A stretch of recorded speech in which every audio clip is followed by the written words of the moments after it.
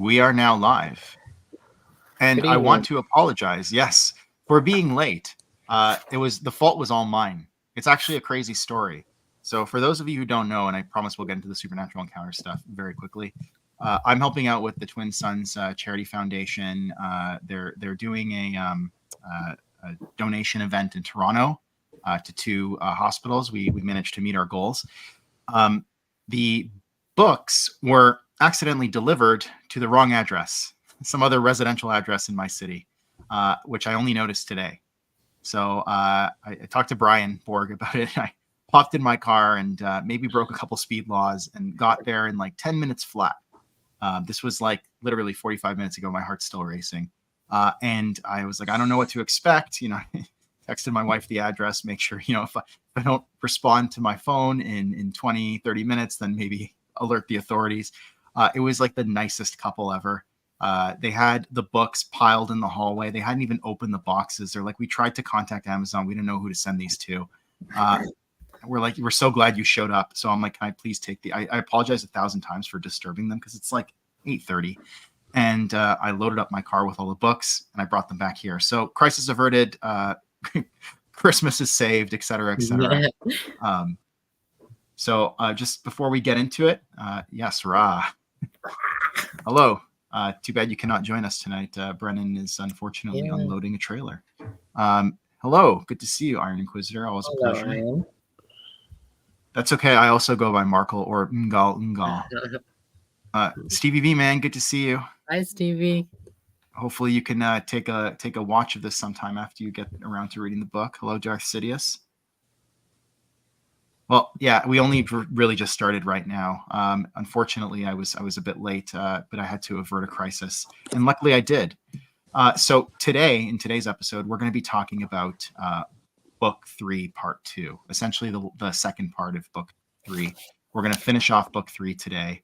I'm joined again by, we got Splendid AB, Ken, and Maxine, otherwise known as Strictly Star Wars. Before we get into Book 3, Part 2, I think Al had something that he wanted to say from last time, but never got around to it. And so I'm going to give him the floor. Let me see if I can make you big? No, don't subject the audience to this. I got to figure out how to do this. Let's see, solo layout. Is that it? Yeah, there you go. Go for it, man. Oh, I don't like that. Excuse the notes. If I don't have them, I'll ramble forever. So this is something I wanted to say last session, but the topic got away from me, and I didn't want to derail the conversation. But I was asked to write something up afterwards. I did not want the Star Wars universe to be created. I did not want it to be intelligently designed. I dreaded last session. I thought, man, I'm going to be the one who brings everyone down and is negative. But that's just not what happened. If you were to tell me a month ago the Star Wars universe was intelligently designed, I would have found that. I actually would have found that offensive. I would have been like, I do not like that at all. I don't like that in science fiction as a general rule. I am one of the few. I am the only, probably, Transformer fan who would prefer the Marvel origin, where it was a series of pulleys and levers that it slowly evolved into the Transformers, rather than them being created by Primus. I'm the only person on Earth who prefers that origin. The problem is, it just makes more sense. I'm sorry, it just does. There's no way around it. You cannot fathom how much I want to say, no, that was a mistake. That shouldn't. No, it's just not. It is just not. The Star Wars universe has far too much convergent evolution and convergent technology to occur naturally. The very existence of the Celestials, at minimum, means that there are already godlike beings at the cosmic wheel of this universe. So, just that's already probably a tick against non-intelligently designed Star Wars universe. The Force is already a force guiding the destiny of all of creation in the Star Wars universe. Those are inherent to Star Wars. So really, that's the only way it can happen. But for me, the big thing are humans. The fact that we have humans, but there's no sign of Earth because it's a galaxy far, far, far, far away, means that there needs to be some force or being or something that brings them to the Star Wars galaxy. Otherwise, we're dealing with the most outrageous and implausible form of convergent evolution in fiction. It's worse than the Kryptonians. At least the Kryptonians, when subjected to certain circumstances, will gain powers. These are literally humans. These are literally humans. No, there has to be a more specific reason. This is the only real option given everything else, given the Celestials and the Force. And now you might say, well, sure, it makes more sense, but is it good? Yes. Unequivocally, yes. Forget for a moment the words and consider the research necessary to create a proper story around the creation of the Star Wars universe that incorporates all previous lore from both continuities. That alone, that's astonishing. That's an achievement. That's right up there with the Colossus of Rhodes, is what that is. I can say personally, I would not want to figure out the mechanics of that. It's hard enough to understand those Marvel comics, let alone, configure them into a story that is readable and makes sense. But then you should consider the words. And what words they are. Really, what are these words? What we have is a real masterwork of writing. This is one of the very limited numbers of works in the Star Wars literature space that use the written word as art in and of itself, using archaic language to set an archaic tone. An utterly unique technique that you will never find again in all of Star Wars. So at the end of the day, one of the most against the idea of an intelligently designed Star Wars universe, I promise you, I was among the loudest voices against this idea. I gotta admit that I've been proven wrong beyond any point of debate. Both in substance and in presentation, Joe Bongiorno has presented an argument that I cannot refute. And in the words of everyone's favorite Grand Admiral, it was done so artfully. I feel like I should follow that up with like George Lucas after I do not like Mara Jade. Get out! Out! Out! Remove Al from stream. I'm just kidding. That was really good. When Al sent that to me earlier, what his thoughts, I was like, yes, definitely, absolutely read that out because I agree with you wholeheartedly. Although I'm always very sympathetic towards like the whole creationist design thing, but like I understand the other viewpoint and people have said it, and I thought that this was maybe food for thought for people who aren't so into the whole explaining everything about Star Wars or where humans came from. So, hopefully you take those words for what they're intended to be. It's just one other person's viewpoint. We're not trying to preach to anybody, but I thought it was important to share. And absolutely, Alien Exodus. If you haven't read that, you can find it on, I think it's Robert Sawyer's website. You can find the first 2 chapters as well as his outline. And it's also in the Tales from the Primal Age collection. And if you're in the know, you can just ask about that and we can hook you up and maybe you can get a copy made for yourself. Okay. Book 3, Part 2, where we talk more about the creation of the Star Wars universe. We'll go around. Maybe we'll start with Maxine, then Ken, then Al. What were your thoughts? Book 3, Part 2. So there was a lot of really good stuff in here. I have a bunch of notes, stuff that ties into the Dark Nest and stuff like that, and the Star Weirds, and we get into like the early Sith kind of species, and then we kind of meet the face of evil that's residing in this universe here, which is insanely fascinating. And then we see the spawn of new evil in the galaxy through Talani and Cole Dandesign's weird whatever they did. I don't want to know. Yeah, so, and there's some stuff with Waru. So obviously anything Waru is always good. That's right. Because Crystal Stars peak, argue with a wall. Anyway, it was just such a really interesting, and like some parts of it were incredibly grotesque. And I remember after reading some of it, I had to kind of stop for a bit and be like, wow, this is like Ooh, it skeeved me out a little bit, but I got used to it, and I was like, okay, now. And then I just continued on unhindered. But it's absolutely amazing stuff, and we learn so much about the Sith and everything else, where they come from, and what their caste system looks like, and everything, and how that came to be. So That's that. Before we go to Ken, that's funny because I remember you messaging me and you're like, "Yeah, I had to take a little break from this. It was yeah, pretty heavy stuff." And I was like, "Man, it I was wonder what she very heavy. means. What does she mean? I can't wait to get to that part." I was still like on page like 15 at that point, so I had no idea what I was in store for. How about you, Ken? What did you think? Ooh boy, this is really good stuff. The whole birth of Talatni's weird offspring was just so good. And then the whole stuff with the Sith, that was crazy. Like the whole stuff with like their descendants and like the Zeltron, like that was, oh man. Yeah, it's overall this was a really good second half. How about you, Al? I echo everyone else. This was really interesting. This is really cool. I got an explanation for one of the things that has bugged me for a long time, which is what is Sith alchemy and how does it work? I got an explanation. I got an explanation in the footnotes. Oh, so good. Last week we were talking about like where are the Zeltrons and all that. We got that explanation. That was dope. They are sort of demon. We'll get into it later. We'll get into the mechanics. I think the highlight of this book for me was, I would say the origins of the Sith, but it has to be Talatni's offspring. Yep. I was just that I was so engrossed. I would say book 3, part 2.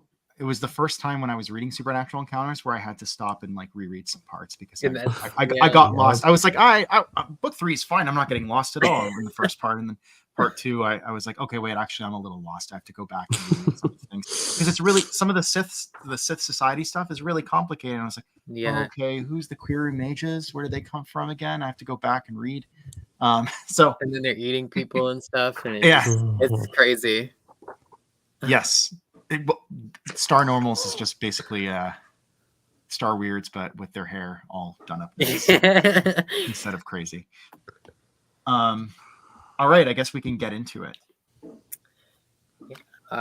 Should we start like at the birth of all the weird things? Well, I guess I can try and give like just a very general overview as I've been trying to do. It's a little harder with book 3, part 2, just because it kind of jumps around a lot. It's not like as clear a narrative, but I will try. So it kind of opens with, we start to see a greater involvement of these eldritch powers, right? We start with the Sobek, and they are essentially infiltrated by the greater powers, and we see that they kind of split off into 2 different empires, the Xylan Empire and the Endless Empire, and that this is all being manipulated by essentially these dark beings. Then we learn a bit about the charnel worlds and Carcosa, and there's a specific reference there to the King in Yellow, which I'm a huge fan of that, so we'll get into that. Then we learn a bit about the destruction of Alashan and basically how, humans kind of ruin things for everybody. We already talked about that a bit in the last stream. We're going to talk about that more this time. It's always the same humans. And then it jumps into the origins of the Sith species. So they're called the Eruthros. The Eruthros in this book. And we learn how Cold Dandelion creates more races and their offspring. We learn about shapeshifters. There's some Crystal Star references. Yeah, that's right. We learn about a bit more about Duinagwin and the Star Dragons. And then we get into the Children of Talatni around page 236 to 237. And that's just off the walls crazy because if you look at the thumbnail for this stream, you have on one side, I believe, Cold Dandelion, Talatni, and Splendid App, and on the other side, her 4 children, which we're gonna, first children, which we're gonna get into. Then we jump back to the Sith Society and basically how they were again infiltrated by these dark powers. In this case, the Sither, or these serpent people, and how Sith Society kind of devolves from there and becomes this it's like this golden, beautiful society of the Erythros, and it becomes this really dark, demonic place where there's like sacrifices and dark rituals and all this kind of stuff happening. And we get into that and sort of see the beginnings of Sith castes form with the Kisai and the Masasi, although they're not called that originally. They have different names. And then we have some origin stories for, the Star Weirds. We have the origin story for Droman Kos, which was originally named Droman Rain. We have the origin story for the Ratha, which are, if you read the Lando Calrissian trilogy, you'll know that the Sharu systems named Ratha. The origins of the Killiks. The origins of the Killiks, that's right. The origins of the Zeltrons, as we said. And also the left-hand path. We have a bit about that right at the very end. So I would say that the clear line narrative for this was, if I had to describe it in a couple sentences, would be basically the dark powers start to corrupt these elder races and these and basically all the things that the Celestials tried so hard to build. And they're with the Sith, they're like very successful. That is their kind of their crowning achievement. Also, one thing we'll be talking about today is the origins of the Sith species on Tython, which ties directly into the Dawn of the Jedi series. So with that all said, we can kind of go wherever. So Max, you wanted to talk about something in particular. What was that? Well, just the spawn of Talatni. I feel like that's the bantha in the room, Let's do it. Let's go for it. A big thing. So, the firstborn of Talatni being Typhogem, basically like Cthulhu in Star Wars, the way he looks with like the squid looking face. I'm gonna throw up a picture. Yeah. I'm gonna throw up some pictures. Or he's also called like Pomojima in like different areas and stuff. Yeah, and Splinter the Mind's Eye. Yeah. So you get the firstborn being Typhogem, and then you get Tharguru Grot, who is just this like 1,000-legged insectoid demon thing. And it's all just so grotesquely described in the book.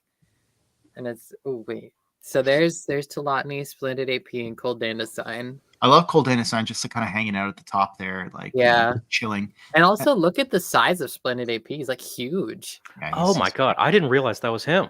I thought the pink was him. I was like, oh. And then the back one there's Typhogem. Okay, so if I'm not mistaken, so Typhogem is the one in the back, the Cthulhu-esque creature with the wings and the squid tentacles. Yeah. Then is the one right next to him, is that Gorot or Thug? I can't even pronounce that. Thargurugrat, the one with like the red eye kind of to his, it would be our right and his left. And then the big splotch in the bottom is now, and then the cube is Uzultherum. Uradril, rather. Right, that's right. Uradril is the kind of the OG Waru covered in platinum scales. Yeah, that's right. Yeah. So it's all just like, it's so grotesquely described. And I remember reading it, I was like, just had this disgusted look on my face. And I was like, oh my God, like just reading it. So like what happens, Thargurugrat comes out second, and she's, she is kind of dubbed like the Night Queen by some. And then after comes Uradril, which is kind of as Marcel said, the OG Waru. He's like the progenitor of the actual Waru. And then next you get kind of the most gross part of it is they describe it as this gray ooze just coming out of Talatni, and it forms into Now, who kind of shapeshifts back into her. And then I forgot what he said, but it was such a really good line when he was born, and it's just so gross. I want to read it because it was just so nasty. He says, as soon as he comes out, he's like, "Not so beautiful on the inside, mother, if that's who you claim to be." And then he goes into like this really crazy like poem, which I'm not even gonna try to attempt like I did on my Instagram live stream. But no, like Talatni kind of just talks down to him, and like it's just disgusting. And then like all of these ugly things are coming out, and Cold Dandelion being like essentially the father of these things, is like, you know, making jokes about it. Like Talatni's like, why are these things so gross and demonic? And he's like, oh well, you said they only needed to be loyal and powerful, not beautiful, and you know, so he's That's just right. like cracking jokes at this. We find out that Splendid App helped engineer these creatures. Essentially, took, I don't even know how to describe this because it's so metaphysical, but Yeah, took essence or something from the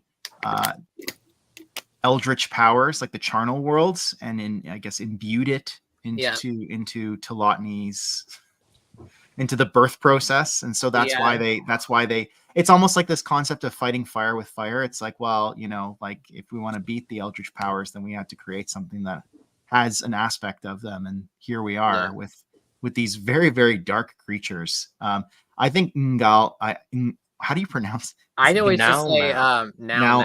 I know Alex says mungle, so now. I'm gonna say now because it's easiest to say. He really kind of steals the show here. He does, because he just kind of has like the funniest rejoinder.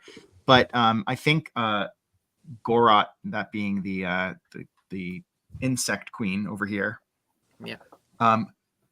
who also we find out is basically like the dark nest. The Killick's dark nest is essentially revolves around worshiping her. Yeah. Right. She's made kind of like the general of these old ones, right? Yeah. Sorry. But like, you know, Thargruagra is kind of like creates basically like all of the like insectoid races, and like is kind of like the queen of them. And then I know she has the other name of Gorog. And then when you read Dark Nest, you have the Gorog Nest, which is the Dark Nest.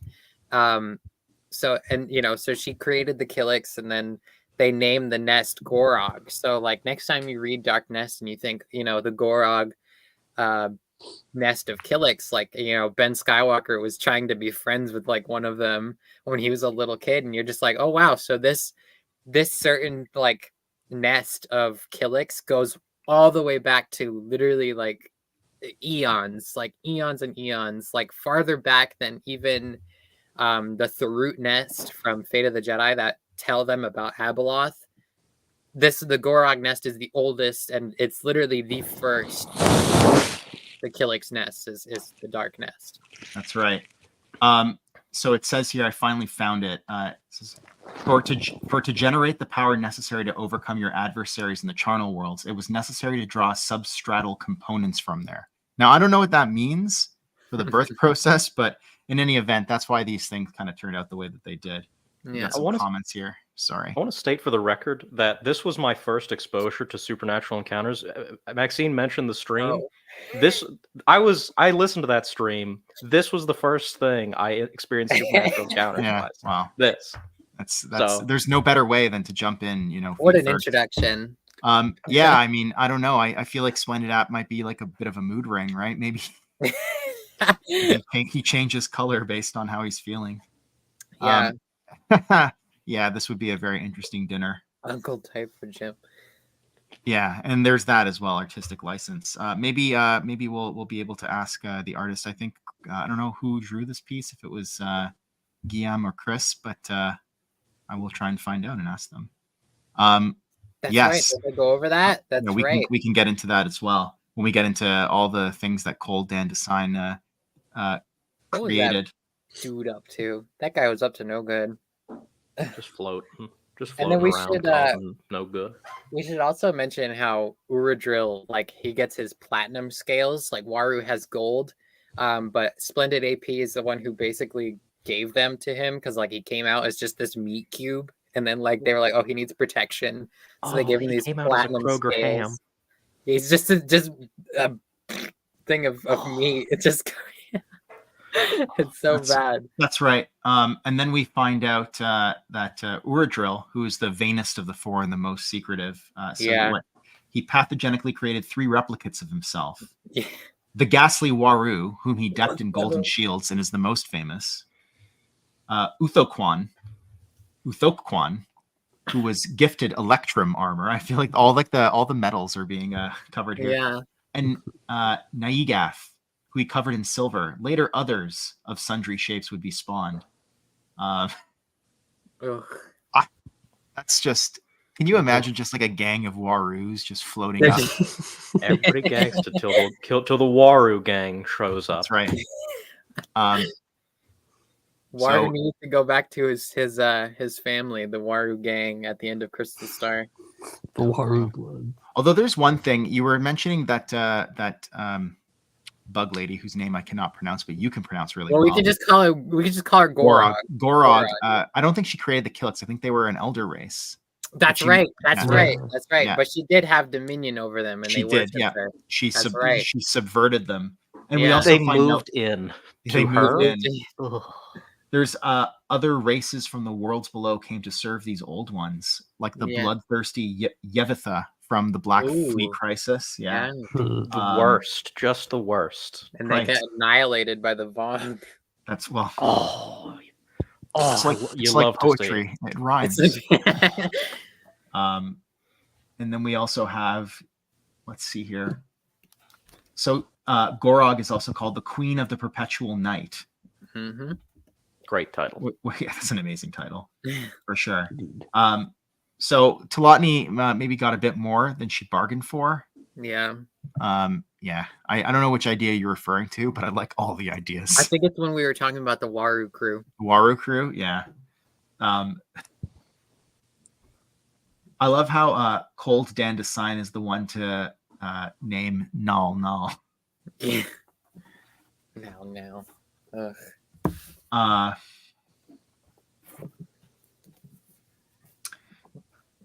Blasphemous Herald of the Perpetual Night, Night Queen, or the Night Spirit. Those are the other names for Gorog. I feel like she gets the coolest names out of all of them. Yeah. Wow. See, look at that. I didn't even know that. I'm waiting for Brennan's Quinlan Voss's series on all the connections, but that's so cool. Every time I turn my back, there's like a new connection. So the Queen of the Night Spirit is also 100% true, though, because as I said in our group chat, I was reading Alien Exodus, and it all really matches up now. Like at first, like it was kind of flying over my head, and then I was like, oh wait, and then I remembered humans in Supernatural Encounters and how we got there, and I was like, holy shit. And it all just kind of clicked, and I was like, and then I was just so much more invested in Alien Exodus, because at first I was like, what is this? Alien Exodus makes so much more sense when you realize that the Varlians are like proto-Hutts. Yeah, they're like the progenitors of Hutts. Right. Yeah. That's right, he was. That's right. And they mentioned that too, that he was kind of named after Horlus, like it was intentional. That's good stuff. Since we've been talking about the offspring of Talotny, we can probably talk a bit about Cold Dandasine's races. Yeah. So I have here that he created the Beast Folk. It says, of the many bizarre races that were brought to fruition at this time, there were the duplicitous Siruk from, obviously, Trusa Bakura, the Poex and Tishar, the Yinkori. Yinkor is a planet that shows up again in the expanded universe, and also where lots of Crimson Empire 1 takes place, so it's a favorite planet of mine. The Sobek, which we'll talk about in a bit, the Aqualish, the Karg, the Quadrillions, the Harch, the Colomai, the Sinatine, the Sikmu, a sick joke of Cold Dandasine, who found the rulers of their respective cultures repugnant. But basically, it's like they create races, and then these races like intermingle with one another and create more races. And so we're really seeing kind of like just the proliferation of all the different races that we see in the Star Wars galaxy. Like there's so many more that I could list, but we would be here all day. There was one interesting reference that I saw, page 227, or it might have been 228. the Vermicious Canid. Oh yeah, Which yeah. I see. Is is that a a Willy Wonka reference? I think it's a Willy Wonka reference, like from the elevator book, not the Chocolate Factory. It was like the sequel to it, Willy Wonka and the Glass Elevator or something like that. What? I remember seeing that. I was like, that sounds like like it's from Willy Wonka, because I vaguely remember the Vicious Knid from the book or It from. was. I'm glad that you got it. I'm glad that I'm not the only one. That also ties back into my opening monologue with instead of convergent evolution, they are literally taking species and creating new species from them. We're Yeah. creating new species in mockery of them. To me, that makes just way more sense than, oh, everyone happens to look very similar and all be bipeds. Thank you, Charlie and the Great Glass Elevator. I knew I wasn't like that off the title, so I'm glad that somebody knew it. The Stranger was the name given to a wizard of the night spirit by the Ewok children of Bright Tree Village on the Force Moon of Endor. Decisive battle with Ewok shamans, only to see his entire race banished to the other world, a devastated wasteland far from the Force Moon. Thank you. Vermicious Canids were mentioned in the 1971 film, but in the sequel book, they're a bizarre and dangerous alien species. Yeah, if I recall, they're like these almost like these like black, like worm-like things. But that might, yeah. Anyways, I vaguely super remember the interesting line from the movie, I think, is what's happening. We also finally put to rest wait, do you remember the line, Al? Before I cut you off. Oh no! I was just like, I remember Willy Wonka, like in the movie, listing off things that he had to like navigate around in order to get the Oompa Loompas, I think. I recently reread Children of the Jedi in anticipation of Legends Con, because it was I actually liked it more on reread than I did when I was a kid, but not like a whole lot, just a little bit. But there is a race in there referred to as the tripods, like Luke Skywalker calls them, the tripods in Children of the Jedi, and they're one of the races on the Eye of Palpatine. We get a name for them, the Naplosians. Oh.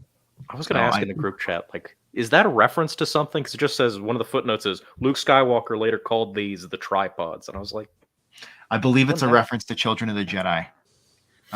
If I'm wrong, take away my Star Wars card. But hey, I kind of dropped off that book around page 30, so I can't say anything. It's the prose is a little difficult, but I thought the ideas in there were amazing. Changelings. We also find out that Cole Dandasine had a role in creating changelings and shapeshifters. We got a mention of the Shiido, which I think Uncle Hul is a Shiido. This is around page 229, 230. We get a mention of the Croak and the antagonist in the Lando Calrissian books, Roker Gepta, is a spoilers Croak. You think that he's a again, spoilers, so plug your ears for the next 10 seconds. You think that he's what was it, a sorcerer of Tund, but he turns out to be a shape-shifting Croak that's been living for like thousands of years. That was a great reveal. Yeah. Wasn't Belia Darzu from the Bane trilogy a Shiido as well? Pretty sure she was. Probably. We can look that up. I'm pretty sure she was. I know she had a like her temple on Tython where she created like the techno beasts, and like Bane went and found her holocron. Yes. I'm pretty sure she was. She was. You're absolutely right. That's right. I knew it was right. You know what? And like this is the thing, right? Is like this is why I was saying earlier in Joe's Discord, like I'm a maximalist. Like just because something doesn't maybe hit the mark with me, if it's within continuity, I'm not rushing to throw it out or like headcanon it out. I want to like make it work within continuity, make it make sense within continuity. And there's other works that are going to come along, like Supernatural Encounters, that may recontextualize some of this stuff that I don't love and make me look at it in new light or appreciate it for different reasons. I definitely agree with that mindset, especially for Star Wars. For like DC Comics, I'm like, no, throw that out, throw all that out, throw everything out, just all of it. But no, for Star Wars, that's definitely the mindset to have, in my opinion, at least. Does anyone remember what the Attack of the Clone Zam Wessel? Does anyone remember what she was? She's a Claudite. Claudite. Okay, were those mentioned? I don't think I saw the Claudites mentioned, although I may be wrong. No, I don't know if they were. I can't remember. I'm scared to like control F because the last time I did that, Clawdites are, as far as I can tell if I'm spelling them correctly, Clawdite. Yeah. See, like that's the thing, is like a Clawdite may just be one of these other races, but later renamed to be Clawdite, right? Like we don't know. Yeah. The nice reference that I noticed was on page 231. There's a reference to the Kodruji from and the werewolves from Crystal Star. Oh yeah, that's right. I knew I recognized those words. Yeah, they change. For those who, again, spoilers for the Crystal Star, which has been out for like 30 years, but a Kodruji is like a four-armed humanoid, but in their youth, they are actually like wolf creatures, and they later change into Kodruji, or I don't know, metamorph. Like I don't know what the process is, but essentially become humanoid. That's right. Jaina and Jason had the werewolf with them when they got kidnapped by Hithri. That's right, and you find out it's just like a little kid. I know, they just had another kid with them. It looks like a dog. That's right. I'm just gonna take this moment to reiterate how much I love the Crystal Star. Yes. I cannot believe that. Word crew. One that I may have dropped off after 3 pages. Crystal Star is so good. I don't know what anyone says. That and Night Errant. I'm gonna plug that really quick. Night Errant is great. I don't care. I was waiting for the comics. That one I did not drop or like skip intentionally. I was waiting for Marvel to finally put those out in Epic. Well, they got it. It's in the Epic collection. Get on it. I know. But like, I have to spend money. This is the problem. This is the other problem. That's half the problem is getting it. The other half is spending the money. Yeah. Sometimes I feel like Maxine and I are the only two people who like the Night Errant novel, but maybe I'll like it. Maybe I'll love it. I wanted to throw this out there because we're kind of in that general area. So a lot of the titles are like that, the thing on the throne, or something like really deep or scary or whatever. The title of I forget which chapter it is, but it's of the section is Sign of the Times, like Cold Dandelion. And I was like, I love that. When we just talk about all the races that Cold Dandelion has created or had a hand in creating, even if he didn't directly create them. We also learned that Kodruji means forest goers, and Munto Kodru, that's the planet that they eventually came to reside on, means climbing forest. For people who are like, well, we didn't really need to know that. Be like, no, yes, I did need to know what Kodruji and Munto Kodru meant, okay? Yeah. This is not the book to say we didn't need to know. It's 1,000 pages. Like, you may as well throw it in. If that's going to be your stance, then like respectfully, maybe this book is not for you. Yeah. I also thought there was a bit of a. I want to kind of turn back the clock a bit and talk a bit about the King in Yellow. I was just about to say, I was like, let's talk about him.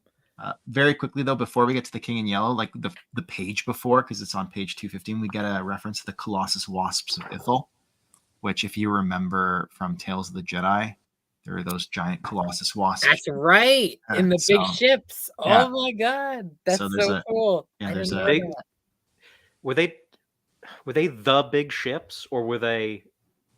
So I'm trying to remember now. Big wasps that were like hollowed out and made into spaceships. Yes, I do remember that now. Yes, cool. They were like mining or something like that, mining ships, and then the Hutt, I think he took them over. There was like that Captain Finhead Stonebone that was.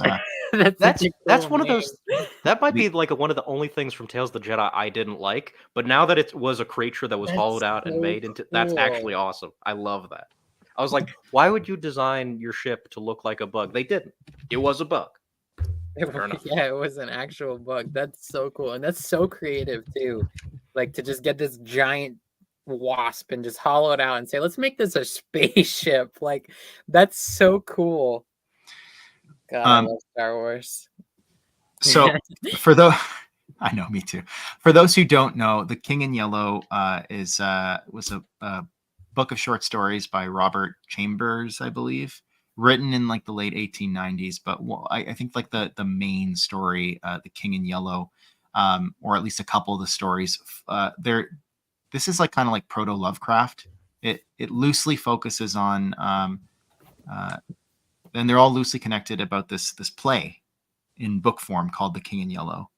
And there's like a mysterious supernatural entity known as the King in Yellow who rules in this city called Carcosa.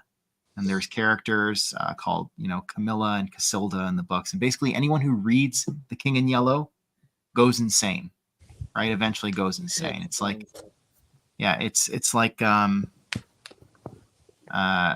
trying to think of an analog. It's like trying to learn Rachmaninoff's third piano concerto, like that movie Shine. It just like makes people go crazy. Anyways, this is like The King in Yellow. It doesn't exist, like the play itself. We only see snippets of it in the short stories by Robert Chambers. But like anyone who's kind of like a Lovecraft fan, I would strongly recommend checking out the book of short stories. I mean, like half of them, as I recall, because I read them years and years ago, but half of them are like French love stories or like bucolic kind of like Parisian love stories, but the other half like really, really dark and gothic. And it's about this play called The King in Yellow. And we meet, for all intents and purposes, the King in Yellow, right? I think Telotny, if I'm not mistaken, decides to go down to one of the charnel worlds. And she goes into one of these fortresses or strongholds. And it says, upon the giant throne sat a thing of about 15 or so feet tall, garbed in a shimmering and pale yellow robe. Its face and features were hidden behind a sallow horn mask from which no eyes could be discerned.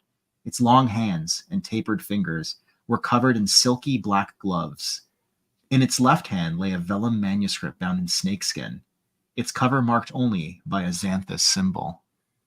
So again, I mean, we're going to talk about the serpent people and the snakes and stuff like that, but like again, you have like a reference to like these snakes and serpent people. And I also want to bring up on page 215. It's at the beginning of this chapter.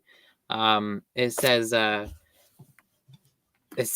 frozen wastes of Nephil, where unseen voices chant the Korah Mata unto the timeless void. And it says in the footnotes here, said to be an old Sith chant, Korah Mata was first reported as being heard in the ice crypts of the Zel, which indicates an ancient origin. It translates to first eye. But the thing is, with Korah Mata, that's the lyrics of Duel of the Fates. Really? That's yeah, right. I caught that immediately. Was it's because if you look at the lyrics, it is Korah Mata, and it's a Sith chant. So that's so cool because like again in that duel being the Duel of the Fates, the Sith are ultimately victorious in that duel because in killing Qui-Gon they ensure that Anakin will eventually turn to them. So and that's so cool. So that like in this area of the charnel worlds, this is where it originates from. That's so cool. We have a lot of chat about the King in Yellow here.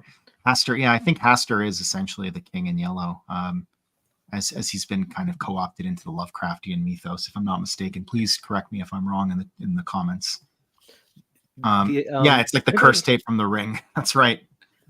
I have not. Tell me more, because I am super interested. Yeah, he wasn't a character in the original story, was only vaguely referenced in Lovecraft's own stories, but later authors developed him into a now established entity.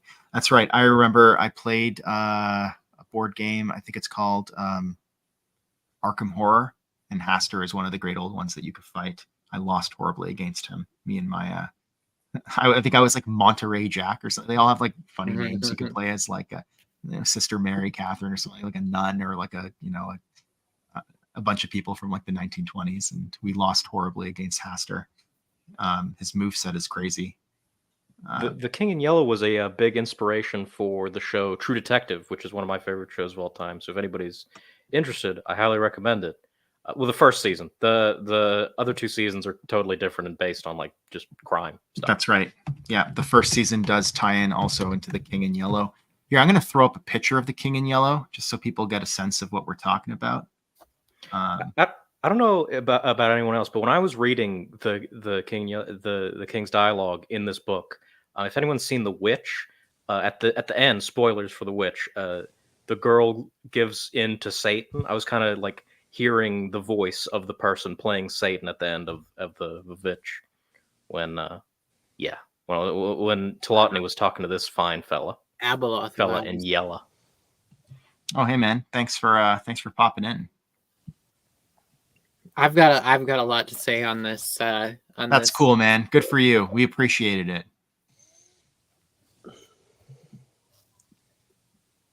I've got a lot of thoughts on this one. On this, okay, go for it. Well, no, on this chapter, not like on the image in particular, but Oh no, that's fair. Ken, So what much- about you, man? Because I know you're a big Bloodborne fan. What do you think about all this stuff? It kind of reminds me of what's the race of vampires from the game? From Bloodborne? Yeah, the race of like vampire people. Because that's what the King in Yellow and like this whole chapter kind of reminds me of. They're just sitting isolated in their own little pocket for God knows how long. It just kind of reminds me of that. Are you thinking Vile Bloods? No, I don't. Yeah, the Vile Bloods. Okay. Yeah. They're just That's sitting so there funny. and just chilling. And it's so cool.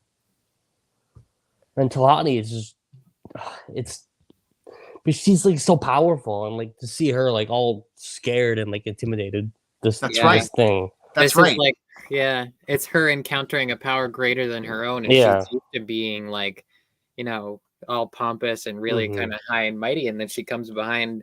She comes in front of something that is bigger than her and much more powerful than her, and she really doesn't know how to process it. Mhm. And it's so cool, and honestly he's absolutely the inspiration, or he was inspired by like Morgoth as well from the Tolkien Mhm. lore. Right. Because like when you think about it, it's like you think of Typhagem as one of the most evil beings if you know him. If you know him, my dude Typhagem. So but he's more like Sauron, he's just the deputy. The one That's right. above him is Morgoth, and that would be the Father of Shadows here, the King in Yellow. That's right. And I think that is so cool that there's just this epitome of evil who literally like everyone thinks, oh, the sun like is the physical representation of the dark side, and I'm like, no, this he's mere child's play, What's the comparison? The guy who plays basketball is rich, but the guy who pays that guy to play basketball, he's Yeah. rich. Yeah. Exactly. Nakash, yeah. I don't know if this is the case. Is that what you're saying, Max? That you think the King in Yellow is the Father of Shadows? Same guy? They are. He's wearing the yellow robe. He's called the King of Shadows. And he's also the thing on the throne. He's also like I'm pretty sure like the faceless thing or something, or and also Nakash, Father of Shadows. I didn't know if I caught that. That's interesting. They are the same thing because he wears the yellow robe, and he, so that thing that I just threw up on the screen says, "Humans are ours to do with as we will, for it was our enterprise that raised them from their witless state in the Dawn Age." I almost wonder if that's like a reference to original sin, in the sense that like supernatural encounters really kind of plays into this Judeo Christian mythos worldview, and it was our enterprise that raised them from their witless state in the Dawn Age. So witless state in the Dawn Age is like man in the Garden of Eden, and it was the snake's enterprise to get Eve and Adam to eat the apple, which would imbue them with knowledge and raise them from their witless state. Yep. And so I that's almost like, it's like, you guys have been around since the very beginning, basically corrupting mankind, and that's why they carry this original sin, this stain with them that they brought into the Star Wars universe. And now you're getting them, as well as other people, to like basically corrupt everything else. Yeah. Nakash means serpent in Hebrew. That's very good to know. I actually didn't know that. I recall that there was a reference. There might have been a reference to Nakash in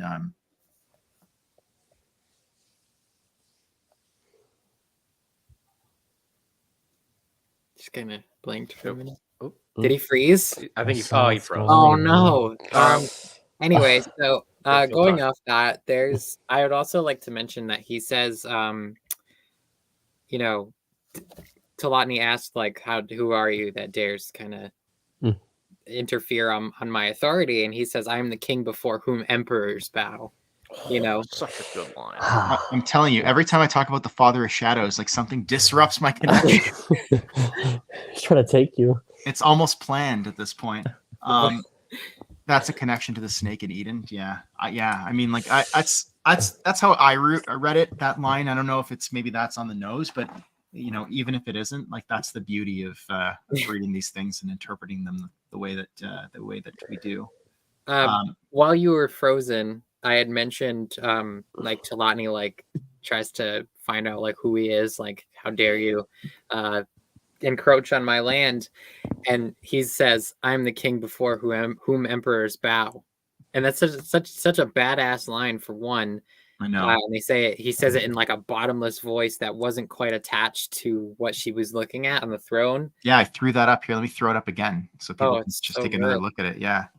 Share screen. I am the king for whom emperors bow. Yeah. Oh my God. I want to, man, give me the 19 season series of this guy. just hanging out. And then he says, the Celestials went to great lengths to prevent our passage to Samunaru. Your domain provided the door, but humans were the key. So that's really cool.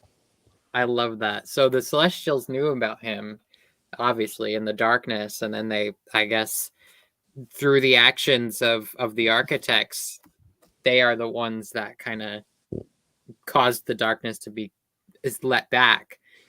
So, and then humans obviously were the enablers of such things.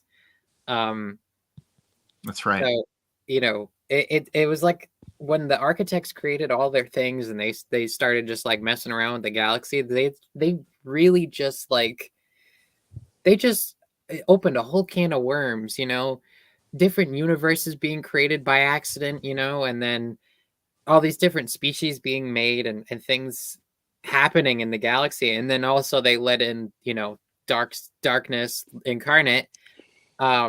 So it's just these architects, like, while yes, they have been constructing so many things in the universe, they've also like inadvertently caused so much destruction. I know. You know, and this is interesting right here. That's what I was trying to get. That's what I was trying to mention when I got cut off. Sorry. I got cut off by like the. Oh yeah, by the dark powers at work. I was trying to mention that I'm pretty sure Nakash is used in Genesis as well. So thank you, Frontier, for mentioning that. This is interesting as well. In the 2018 draft of Supernatural Encounters, during the chapter describing the creation universe, Nakash is mentioned by name, but in the current final version, he's just alluded to as the Shadow, which is creepy. I agree. It is indeed the Shaddy. You know, whenever you can refer to something by a more vague term, like in Halloween, the famous example is Michael Myers is not called Michael Myers in the credits. He's called the Shape. The Shape, that's right. Yeah. Or in Revenge of the Sith novelization, I think Palpatine is exclusively referred to as the Shadow. During the duel with Mace. Yeah. Always do that. Every time. You can do it. Revenge of the Sith novelization, when that happened, that was so creepy. I was like, it's not even Palpatine anymore. It's like a demon at this point. Just a shadow. So good. But then you remember, you know, he's Emperor, and then sorry, I don't want to say the F word. You know, Father of Shadow says, James. And Father of Shadow says, I am the king before whom emperors bow. So it's like, that's cool. Like, you know, the meme, like where it's like the stone, like room, and it's like this statue of this like king or something, and then like everybody else is like bowing to him. Like that would, like the ones bowing to him is Palpatine, and then there's the Father of Shadows on top. I don't know if anyone knows that meme, but yeah. You know what's crazy is that like after it's really like this encounter with the King in Yellow, that when after Talatni has that encounter, that spurs her to have her own progeny, which result in the creation of the four entities that we spoke of earlier, which further spawns, you know, Waru, right? Like it's that's very interesting. I think I remember that. Yeah. It all, see, it's like poetry, it rhymes. It all ties into this concept, right? It's like they are serving the shadow. Yeah. Whatever makes them more inhuman, do it.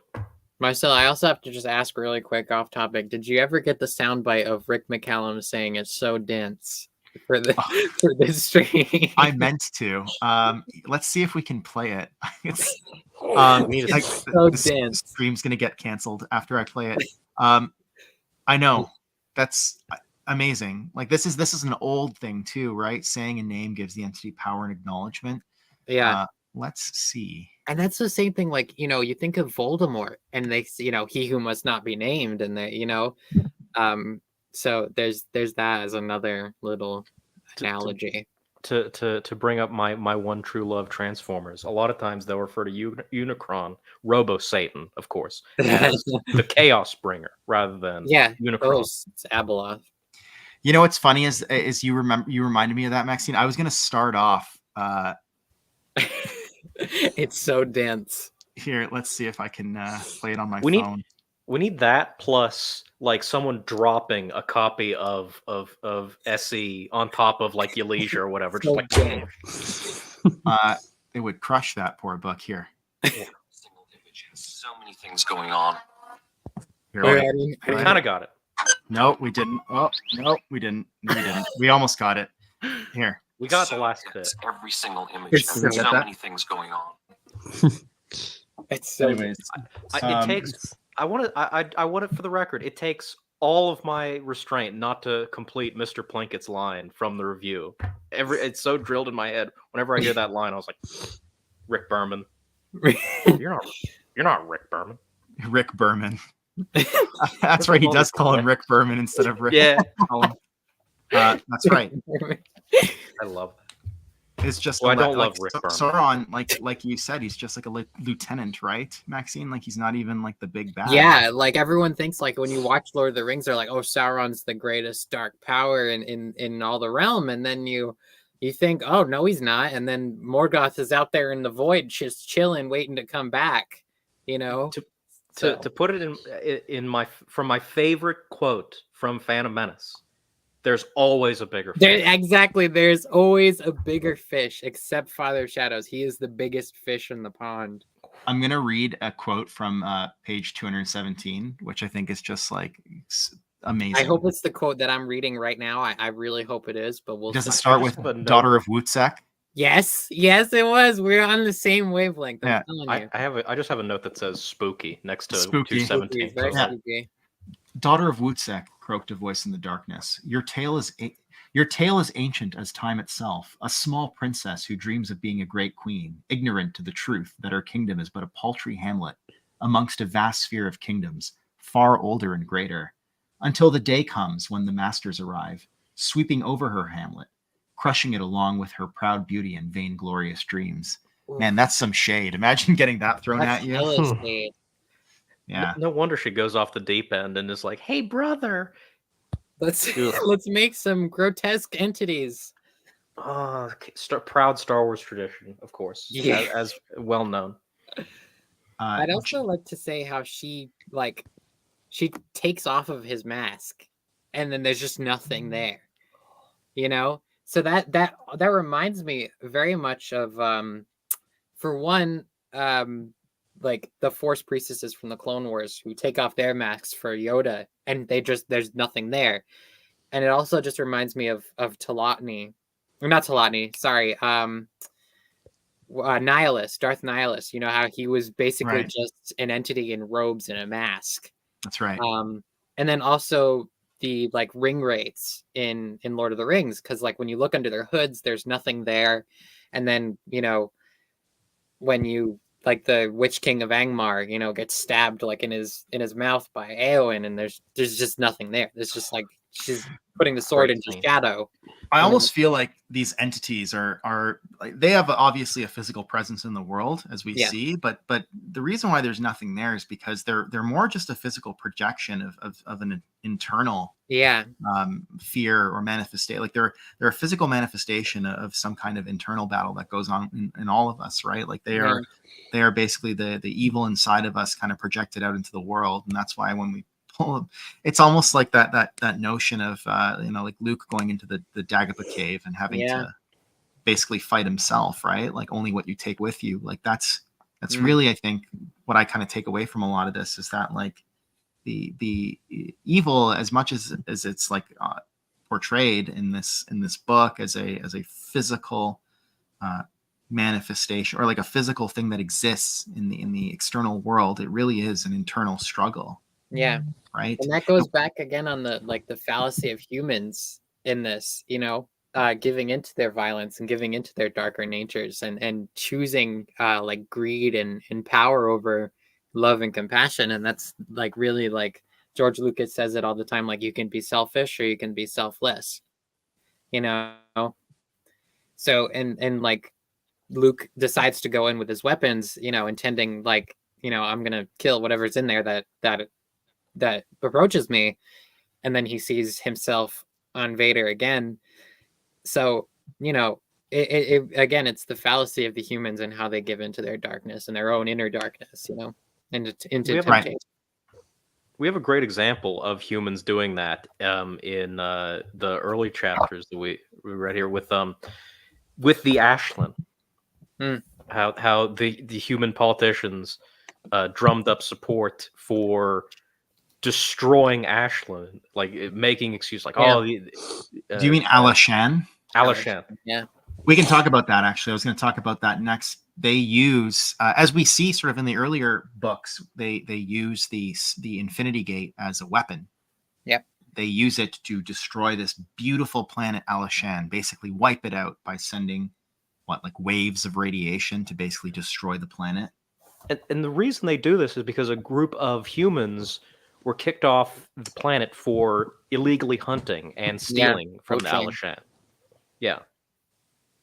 And this was such an offense to the humans that over time they built up support for just wiping out Alashan. But the Alash, what are they called? I think just called the Alashan. Yeah, the Alashan. They because they are still connected to the Celestials, survive. They just have all of their planet wiped out.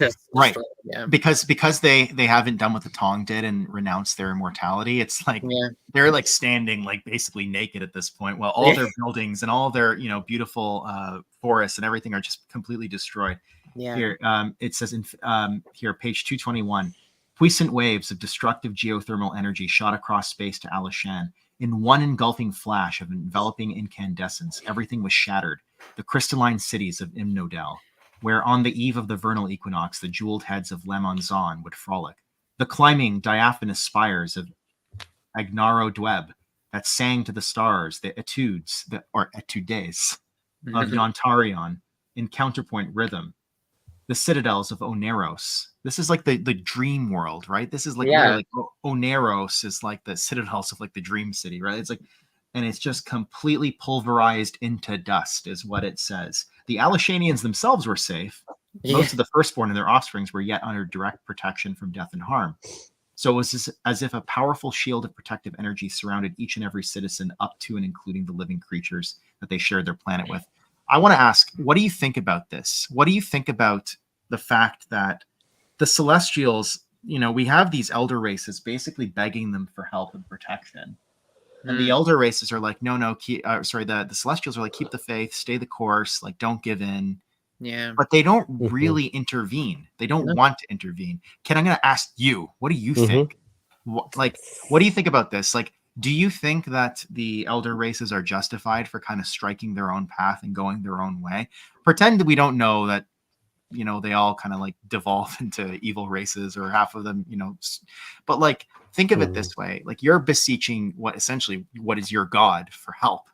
And you're asking them to intervene. And I'm going to ask everybody, but I want Ken to start. And they're basically like, no, we're not going to intervene, but also like keep the faith. Maybe it's more nuanced than that, but that's essentially what's being said. This is a tricky one. Hello there. I want to say like they kind of dug their own graves, so like just do it yourself kind of thing going on here. That's what it feels like. They almost sounds like a cult. Like these elder races are they're beholden to these Celestials, and it's like, man, I'd say they're just. Oh man, it's harder than I thought. You guys can pass over me. Sure. I mean, we can come back to you too if you have a thought. Just throw it out there, man. Yeah. What do you guys think, Al, Max? It's sort of like a pacifism to the point of nihilism. Yeah, where it's give so much that you have nothing left. yeah. And this is another example I talked about on the last stream. Political literacy. This is another example, folks. This is another this is actually like a well written section about politics, which you don't see often in Star Wars. But This is the metaphysical argument right here, though. If they're the personification of pure good, and the reason they don't help is that hurting something is not good, is their inaction in itself evil or not good? Exactly. I guess the question is, wiping out all of a culture because you're offended, is that not bad? That's pretty bad. That to me that sounds really bad. Yes. For the culture was they offended you, like, wow, it's pretty extreme. It's like the way I see it is, what length, like how far are you willing to go, like for these races? Like how far do you want to go because they pissed you off or whatnot or whatever? That's what it feels like. Right. There's got to be some give and take. I can understand the Celestials just like banish all of you to the hell worlds forever. That's one. But there's probably an in between that and do absolutely nothing, right? There's got to be maybe they can put a protective bubble around the Earth worlds and put them over there, or even just help them rebuild. Yeah, or even just help them rebuild. Is it something as simple as that?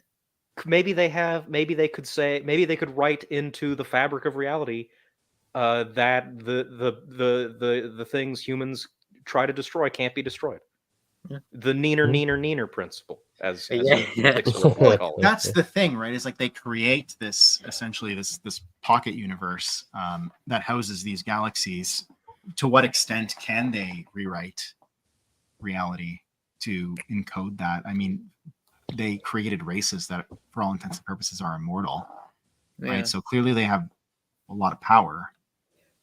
I don't know. These are the kinds of questions that keep me up at night. Yeah, I want to give my thoughts on that whole thing, that question you posed. So that's I feel like this will be ultimately what kind of drives a lot of the elder races away, is because they're undergoing so much turmoil and they're staying faithful to the Celestials and they have nothing to show for it. So they're over here getting their, civilizations erased, their buildings and civilizations destroyed. And they're asking for help and nobody's answering, so they're like, no, believe in us, as you said, keep the faith, but they have nothing to show for it. Their faith is not rewarded. Right. That's how it feels. That's certainly how it feels. Yeah. So they're like, okay, so our cities are just being destroyed and, we're fine, but our entire livelihood's just gone, Yeah, imagine if tomorrow you were like making a sandwich, and then all of a sudden everything you've ever owned is just gone. The house is gone. Mm-hmm. It's like including the sandwich, especially the sandwich. The sandwich is gone. Then I turn evil. But the thing is, though, in a counterpoint to that, yes, their faith is not being rewarded, their prayers are not being answered. But as we see, every time they try and take matters into their own hands, it always ends worse for them. Yeah, true. Right. So it's like it's almost like a damned if you do, damned if you don't kind of situation. But it's like it really seems like it's worse when they don't. I suppose this isn't a fair question to ask. Celestials, yeah, because we're not gods or whatever. But like, how would any of you have any ideas on like what you would do if you were a Celestial and you were asked, "Hey, can you help us?" I probably would. This is an excellent point right here. So that's the thing, right? It's something that we all grapple with. But it also that would destroy free will. Yeah. And as we saw, the Celestials are all about free will because that kind of comes from the Supreme Maker, and they want to, honor that. Where I would say was that is like mass extinction events. Why do we have these? Why do these entities, the powers that be, whatever they are, wish to wipe us out and start over. You know, Yeah. like Are you why? asking about in the real world or in supernatural? No, encounters? both, I guess. I mean, it really goes both ways because There are a bunch like of supernatural encounters is so tied to the real world. It's like it's not even funny. there are a bunch of great Star Trek episodes that try to answer that question. Yeah. But So I mean, I don't want to dive too deep into the rabbit hole of that. But it's interesting. And this is right? why. Oh, of This is course. why. But anyway, Of course, Lance shows up. Mhm. yeah, The right. moment we he's start coming talking in. about, But what would I I, do? Sorry, go ahead. I also please. want to bring up the things with the humans and how they and what they thought of the Alishan and just that one little offense tipped them off.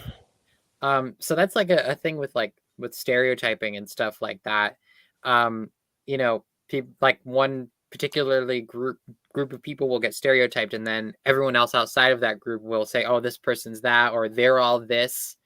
And then everyone will start to believe that, and it'll gain traction, and then ultimately they'll get vilified over time, and then and that's something that absolutely happens in real life today with any type of marginalized people, be it like people of different races or identities or who they love or whatever. All of those separate groups, as long as they're different from the norm as we know it, is gonna get vilified, and eventually it could like culminate within violence, which is what happened with the Alishan and the humans. The Alishan told them, "Hey, you can't be doing this. You're illegally poaching on our world, and we don't like that."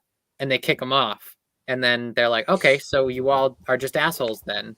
So it's like, privileged aggrievement. yeah, and then they go back to their humans, and they're like, "Oh yeah, these people suck. They're this, that, And then they're like, "Why don't we just blow them all up?" So Yeah. And I think this is the case, right? A lot of religious theology and mythology. And I would say it's not entirely like Judeo-Christian, right? There's a lot of religious mythology that pulls in from various faiths and traditions. They certainly do. yeah, And that's, I mean, it's like, who are we to understand the minds of the Celestials? But if I were a Celestial, Al, to answer your question, I would probably just nuke it all and start over again. You're like, but like no, but never mind. with the prime directive that they're not supposed to interfere, but then they can claim that they love these humans so much, and then they don't do anything to help them in any sort of way, even if it's just a very, very minor little, "Hey, let me help you with This this." is why we need Is Alex on here. We need Alex on here to like defend God, Does their essentially. protection like extend to Telotny, or could they just no? Because when they talk about it, they're like, don't be so hasty in destruction as you were in creation. Maybe you should be so hasty in destruction as No. you were in creation. Just get rid of her. Send I don't her know. It's somewhere. almost Or like AP and all that. you have a mold infection in your house or apartment or wherever you reside, and you're like, I cannot kill this mold because it's life. Mold isn't life. But anyways, perhaps there's like, I don't know, whatever. And it's It like talks to you. Talking mold. talking. It's It just continues to grow and get worse, and it's not going to get better. You got to like root it out at the source. It's asking you like what you're making for dinner, and at that point you're like, yeah, it's just you burn- might as burn well the house. charge it rent.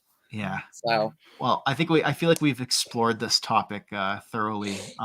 yeah, that I- was a lot. I did want to. You don't have to answers, people. You have to decide for yourselves. And I love that this book has put on so much discussion. Like, I love this so much. It's so every good. single It's like an time. actual discussion of substance, And I Yeah. love it. Mhm. There's always like one topic that we could have the entire stream about, and Oh, I absolutely. feel like this is the topic that we can Yeah. talk about the entire stream. We could go back and forth, and yes, Last stream it was the chosen one stuff. I certainly could, and we could go back and forth. But I mean, there's just too much to cover, and we just don't have time. Yeah. Yeah. I did want to go back right to the beginning when we talk about the Sobek. There's the Yeah. Sobek, and there's the what's the worm race called that they're like in symbiosis with? The Are they Atok, from maybe? something, by the way? Or is this I don't Hmm? know, but now is your chance to look it up. okay? Let me see. But in any ways, the Sobek get visited, or there's one Sobek in particular, Silene, gets visited by a individual named Count Eosphoros, who's a very interesting character. We find out that he is a servant of the greater powers, so he's a bad guy. And he basically induces the Sobek to go to shatter their symbiosis with the worm race. I think they're called the Atok. They might be called something else. And then also splinter between themselves, the Sobek, and they create two different empires. The Xylan Empire, in particular, they get put in these metal bodies, right? They all get like downloaded into these, like almost like in Techman from That's the exactly what I was That's what I thinking was of. I was like, it's like in Techman.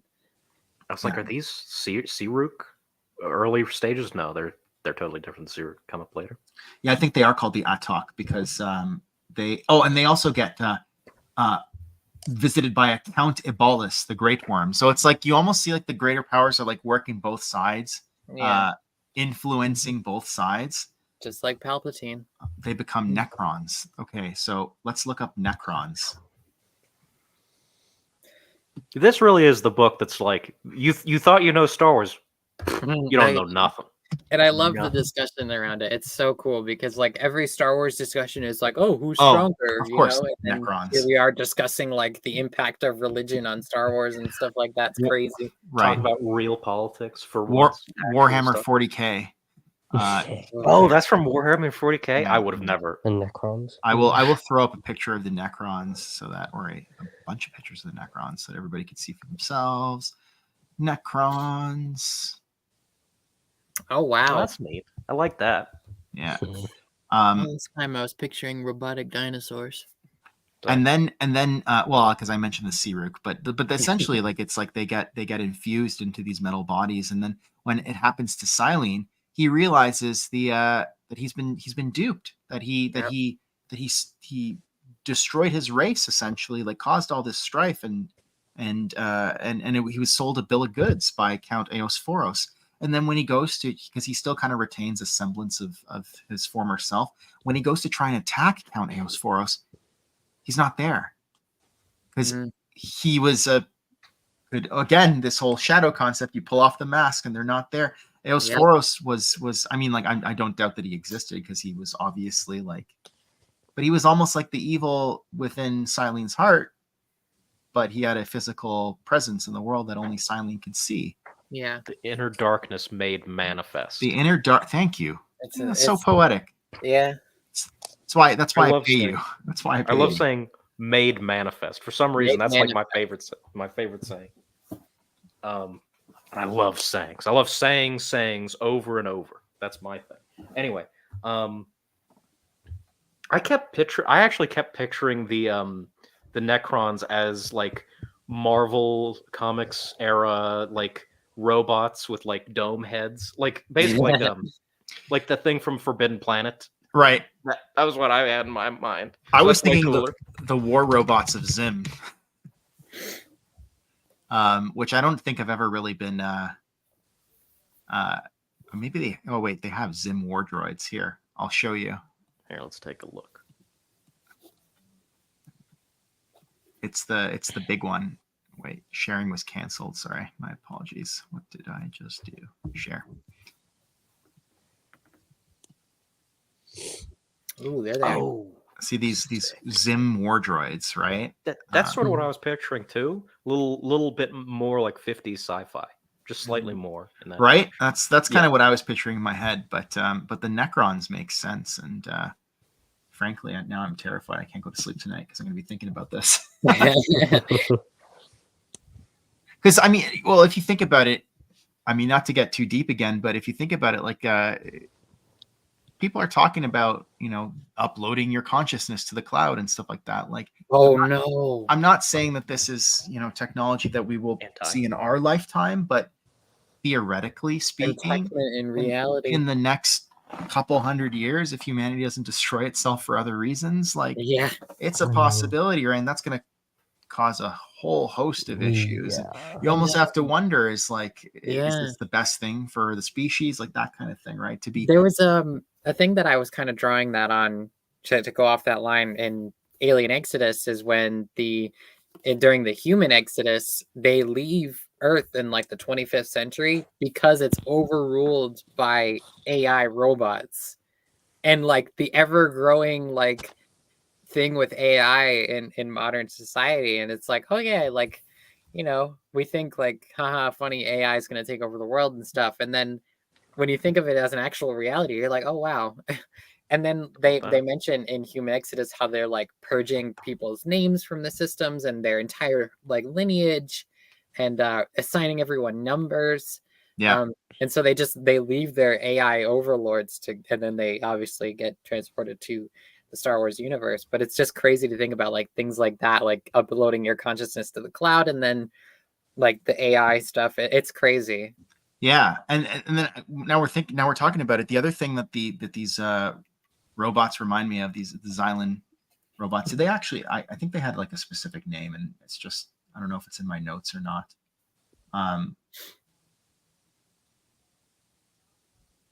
Let's see here. Cybernetic Xylan is what they're called, or Centurions of the New Xylan Empire. You are Sobek no more. They remind me of the Cybermen from Doctor Who, right? Because they're essentially like people, at least in certain Cybermen, are people made into these metallic beings, and they don't really retain any of their previous consciousness. But there's just so many parallels to different sci-fi properties here that it's just fascinating to talk about. I also want to bring up this while we're talking about the Sobek. That's also an Egyptian god name, Sobek, the alligator.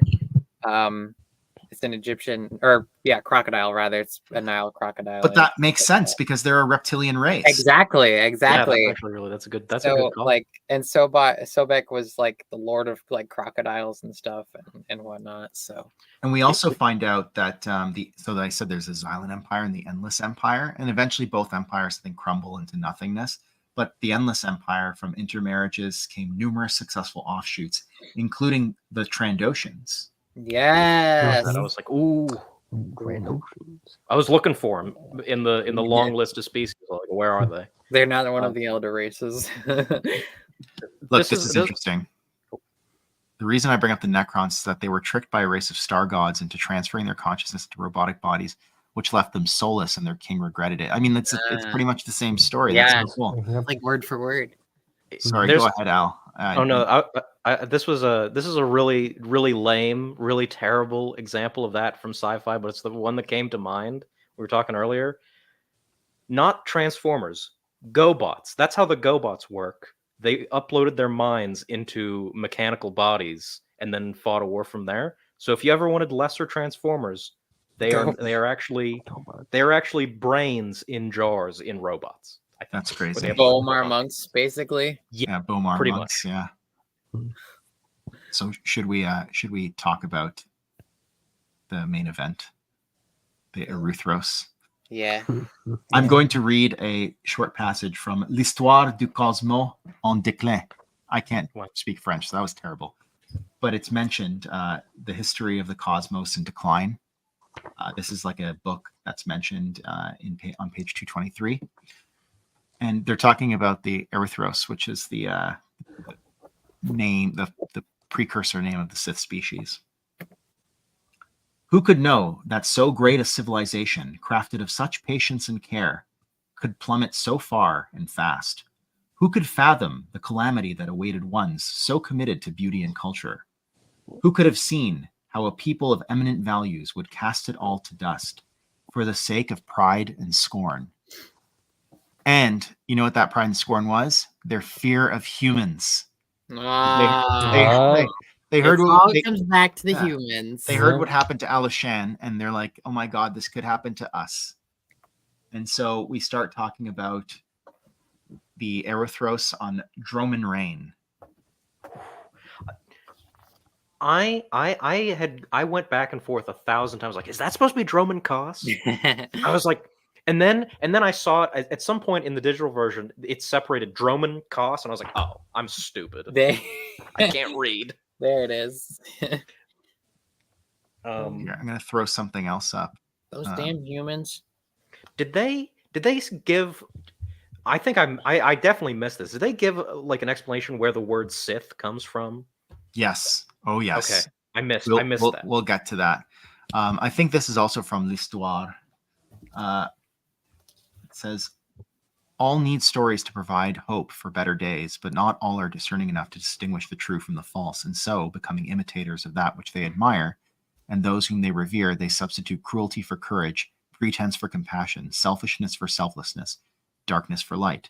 Suffering begets suffering, and as the infection spreads, so does the roost fly from its eyeless depths to the nest in the houses of the unholy, turning nations, worlds, systems, and sectors into realms of the demonic and depraved. And so do we engineer our own demise. This is literally, if there was like a tagline for book 3, book 3, part 2, this would be it right here. I'm just going to leave this up for like a few minutes, because this really is what it's all about, right? Like, the infection spreads. We're almost like well, not we, but I mean the elder races of the Star Wars galaxy are in many ways the architects of their, no pun intended, own destruction. Hey, Titus. Hello, Titus. Hey, Good to see you. And we see that they're visited by is it an individual named Nathal, I think? Or maybe that's just one of the Sith. But on page 226, I almost see like an early reference to the Sith code here. It says, the entity sneered, peace is a lie. The shadow is in all of us. It need merely be let out.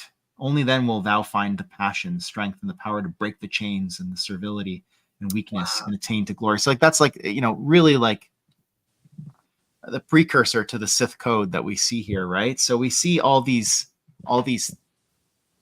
early developments of what the Sith come to be. And it all starts with the Erythros, but I think it really kicks into high gear when they get visited by the Serpent People, the Sither. And I have no idea where the Serpent People come from. The greater powers, obviously. But like, we get really no backstory on them. They just kind of appear on the scene.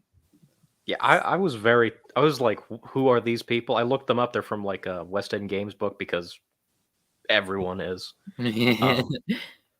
Actually, the book they come from is called Alien Encounters. So neat.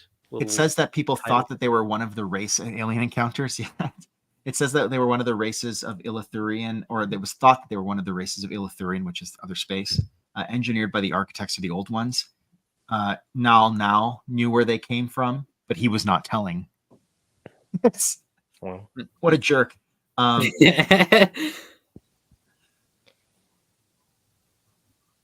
I know, but I'm not going to tell you. wow. Thanks. Right. In when we talk about the Sith and their creation, we also get heavy references to Edgar Rice Burroughs, right? The Princess of Mars, the Quiru mages, which I believe are Erythrosians, essentially Sith mages, early on before they became the Sith. They visit this red planet, which is near Eartha, and it's essentially Mars, but in the Star Wars universe. And we're told that the red planet in later times is called Barsoom, so it's obviously a direct reference to Edgar Rice Burroughs, which was really nice to see. I've only read the first book, A Princess of Mars, in that sequence, but we learn a bit about how about, I guess, the topography of this red planet and the various factions at play, and it's really on, I think, like around page 246, 247. But when I'm reading all this stuff, I'm like, man, this would be like a great setting for a fantasy series, right? Because you have like this infusion of like high tech, but also like low tech and, high fantasy, almost like a Conan the Barbarian-esque type of environment. So I don't know. I thought that was really cool. I was half joking earlier. I was like, oh, I want the 19 season. What I kind of want that combined with, if anyone's seen The Exorcist, the opening of that movie. Tell me Egypt, more. Where it's like they're on the priest is on an archaeological expedition, and he uncovers statues of the demon everywhere. Yeah, Pazuzu. Yeah, Pazuzu. Yeah. The worst name for a demon ever. Yeah. But whatever. Okay, I'll take this down now. I want that. I want it about Typha Gem or the King in Yellow. Give me that. Give me that 19 season or half. To answer Ty's question, not yet. We are still in like very early prehistory. Very early prehistory. I also want to point out here that I'm pretty sure the one who comes and visits them, the Eruthros, is the King in Yellow. Yes, Um, that's what I was because getting from. you know, he mentions here, they say, "Who are you? And how did you get past our centuries?" And he says, "It matters not the sundry names I maintained in immemorial ages beyond count." You know, so and it's also like they say like the voice he uses is like his low and I noticed that as well. Wait, I grim think I made a voice. note of it. Yeah. So where is it? I made a note of this for sure. I did. Return of the King in Yellow, page 249, perhaps. Also, this is amazing, Harry. Thank you for pointing this out. If you remember which issue, it doesn't even matter. I'm going to reread the entire Marvel series later this year, anyways. So I'm motivated now. It's either 249 or 250. And then like he continues to talk crap on the Celestials and stuff. It says, under the cover of darkness, a thing of madness appeared before the terror-stricken, crouching Zuguruk leaders. Zuguruk are basically, I'm going to just say, yeah, they're a sect of Erythros, but they are like rebels, essentially. They don't want to join the dark powers. Cowled in a costly saffron robe that shimmered like gold, his face covered by an eerie, smiling mask made of alabaster. The tall being introduced himself as Destiny and the Lord of the Plains. Death strikes from the throats and thralls of those who crawl on their bellies. If it is victory you truly seek, I will teach you to use your powers the way fate intended. Yeah. Thank you. That's what I was looking for. I think it's... Yeah, when the Sither come on the scene, that's like around like kind of page 247, like closer to the end of book 3, things really change. I know here we have the origins of some of like the houses of the Sith here. I'm going to pull this up because I know we were talking about this earlier, Maxine, because you had pointed this out here. I will pull it up and then you can talk about it. Share. There is some house names of various Erythros royal houses there, or high clans, rather, as they're called. Nautilus, Juralos, Leifine, Mortisand, and then Grijatis. So, yeah, Grijatis is the name of Janus Grijatis, of Palpatine's little inner circle there. And even going back to, like, the prequel era, reading Darth Plagueis, you meet Janus in the book, along with like Sate Pestage, and they all just kind of form this little group of like like sniving and conniving dudes. I think that's so cool because like the Grijatis family has been basically thoroughly steeped in the dark side and basically the Sith and their culture for literally since the beginning, Yeah. So it's cool to see that, a Grijatis has basically been there through like all the iterations of the Sith, as we can imagine. I mean, we don't really know what the entirety of like the new Sith Wars entailed, but you could imagine that there was probably a Grijatis just chilling somewhere, Yeah, maybe part of the left-hand path, or Order of the Canted Circle, or one of these like dark side cults, right? They just and then eventually, Janus becomes involved with Sidious and stuff, and Plagueis. So it's like it's just this whole family of dark side cult. So every time you say Janus, I think like Janus, like the Janice. Yeah, Janus Grijatis. Yeah, Janus Grijatis. It's like some office worker. Anyways, so actually, I'm going to throw that back up because there was one other thing that I wanted to point out, which is super cool. We get the first references to what later become known as, spoilers, the Masasi, so the warrior class called the Masare, and also the priest class called the Kisari, which are later known as the Kisai. And this is how they get formed, right? They get reformed. And I believe they're reformed by the coming of the Sither, right? The Sither come and they basically shake up society and like, this is how things are going to be done now. and so they form these two different classes. Janus Grijanus is one. Yeah, exactly. He's one of Palpatine's childhood friends. Janus and Sheev. That's right. When Janus finds out that he's actually a Sith, he has more of a claim to Sith lineage than Palpatine. Than Palpatine does. My family were Sith 600 billion years ago. Yeah, well, I'm the one with the lightning, so. Yeah, exactly. I'm going to throw this up too, because I thought this is like the coming of the Sither. Then they, in italics, arrived from that mysterious portal, 66 cobra-like serpent men. Ooh. Slithered forth, and the horror of their choices now hit them with the sinking feeling of commingled grief and shame. Now the Erythros know that they've gone too far, right? Like they've basically made a deal with the devil, essentially. Yeah. But it was too late to turn back now, and once again they stayed silent, mouths agape, as they paid loath obeisance to their Ophidian stewards. Oof. So yeah, they've really screwed things up. Yeah, they've gotten themselves into quite the pickle, and now they are doomed for eternal darkness. They crossed the ocean, burned the ship, forgot their keys. Yep. And the leading Sither, his name is Aneton Tranth. Aneton Tranth, I think. I will throw it up in the comments and then put up my own comment.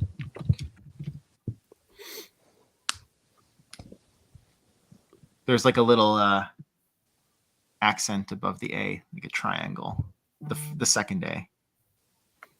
But that's essentially, he's like the leading Sither. Seems to be the one with the kind of like the hotline to the greater powers. Yeah.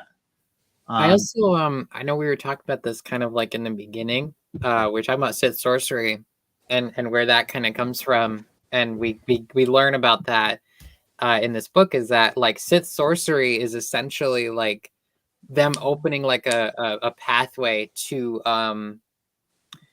you know, the Illithurian and the dark powers that stir there. So like, you know, the dark tendrils and the weird creepy things that you can conjure with it is really cool, because like when you think of Darth Xana and her Sith sorcery and how she conjures like the dark tendrils when she's fighting Bane on Ambria, and you know, you think, oh wow, that's, you know, it's just a figment of dark side energy, but no, it's literally something from Illithurion that has come up from basically hell and attacked you. You know, That's right. So this is it right here. Most Sith erroneously believed that they were creating life. Instead, they were just pulling from another realm. yeah, I think that is so cool. And so I was going to just say House Zugaruk gets basically subjugated, right? Like after they see how many of their brethren die, they capitulate. Yeah. The Sith alchemy and Sith sorcery is always something that I've really never liked. I've always felt it just is weird. Like, what is it? That's always been my question. What is it, and how does it work? Yeah. And this is a much better explanation than it is just a different form of magic. Yeah. This is like interesting and unique. Yeah. And like, whereas before it was like, it's magic. It's actually just magic. Because if it's more akin to magic, then it might as well just like, what's the difference between that and Night Sisters? You know, like they do their magic, so it's like the dark side needs to be something different. You know, right? So, and then there was this. That was really cool. I can't believe. I think Maxine mentioned this earlier too, but I believe it was Lord Mortisand. It was he had spoken out. He's like, well, you better do something about those. Those rebels, and then without anyone like really even noticing, because it happened so quickly, you just see his legs poking out of Aneton Tranth's mouth, and then he swallows them whole. That's crazy. It's like that scene in Batman '89 where Joker's having the sit down with all the mob bosses, and the one guy's like, "Why should we follow you?" And he's like, "I guess you shouldn't. We'll just have to agree to disagree." And they shake hands, and he just burns him with electricity. Oh, it's so cool! Such a great scene. Love it. Yeah, he definitely shows who's in charge.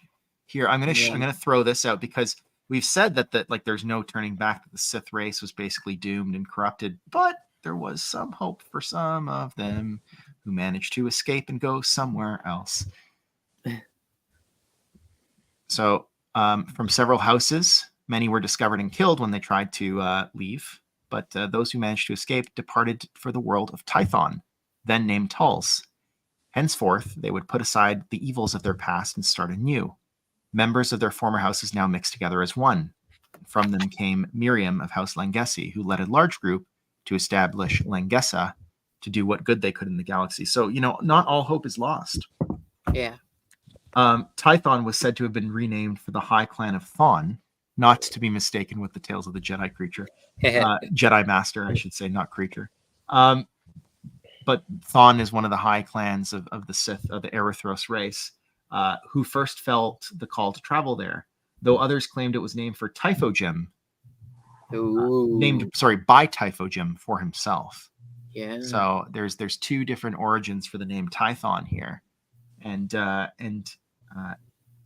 so this kind of plays into, like, my understanding originally was that the Sith species was brought to Tython by the Tho-Yor.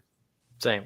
Now, I'm sure that we'll get to that, but this is, clearly not the case. Clearly, the Sith species made their way to Tython on their own, and that's why we see them freely intermingling with all these other races in Dawn of the Jedi. And you're like, wait a second, aren't you Sith? Man, what are you doing here? If Joe can make me like Dawn of the Jedi, that literally a miracle, beyond miracle. Amazing. So page 250 is where we talk about the origins of the Sith name, and I will throw it up for you. Kenneth, would you like to read? Would you like to read this if I throw it up? Which page? Well, you just wait. Starting at the second paragraph in the aftermath. Oh, page 250. It might not be the second paragraph on page 250, but it's on page 250. Oh, here we go. The Zuguruk rebels did well as could be expected. With increasingly diminishing numbers and loss of support from the mid-clans, they could not long hold out. Useful captives were forced to show the Hierophants what incantations they'd learned. If they could prove loyal, they were reassimilated into the larger forces. Defiant ones were saved for grisly oblations. As an abject lesson for insurrection, their tortured meat served as a delicacy for the Sither and their chosen acolytes. Yeah.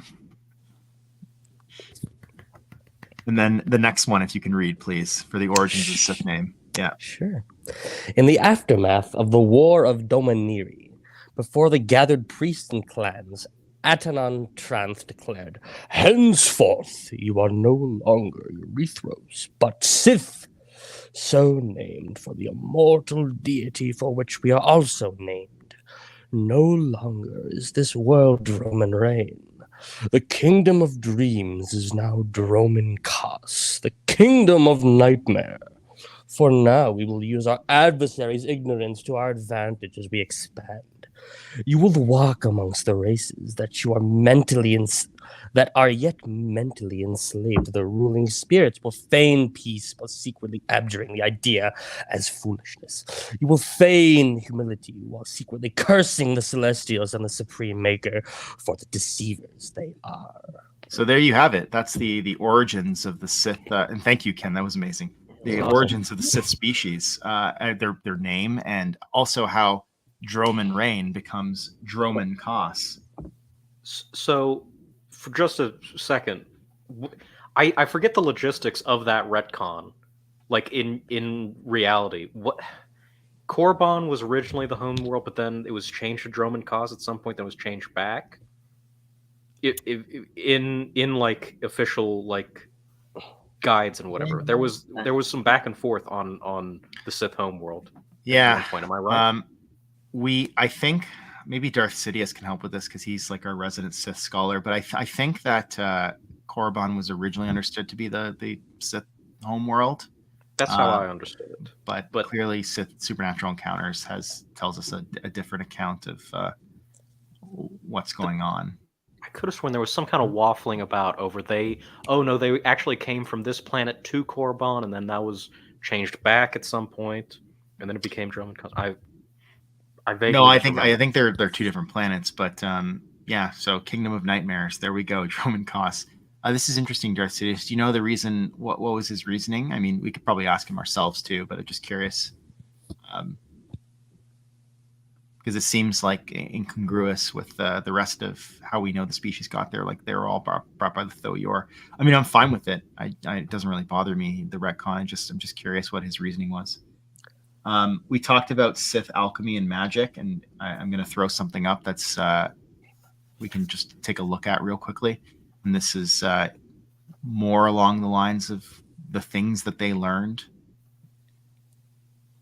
Right, we have various words here that I'm not even going to try and pronounce, but like the enchantment of, Odojinya, ensnared victims in gossamer webs of dark energy that temporarily severed their connection to the Force, robbing them of vitality. Like these are all like basically Sith powers, right? And we learn that like a lot of these Force powers that I would normally associate with Sith in like video games, like smoke demons or something like that. Like a lot of this stuff, like almost sounds like it come from West End games, is coming from these serpent people, which are essentially teaching their dark necromantic arts to the Sith, as we now know them.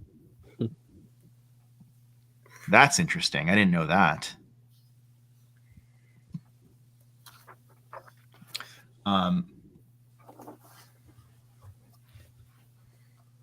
On page 252, we learn that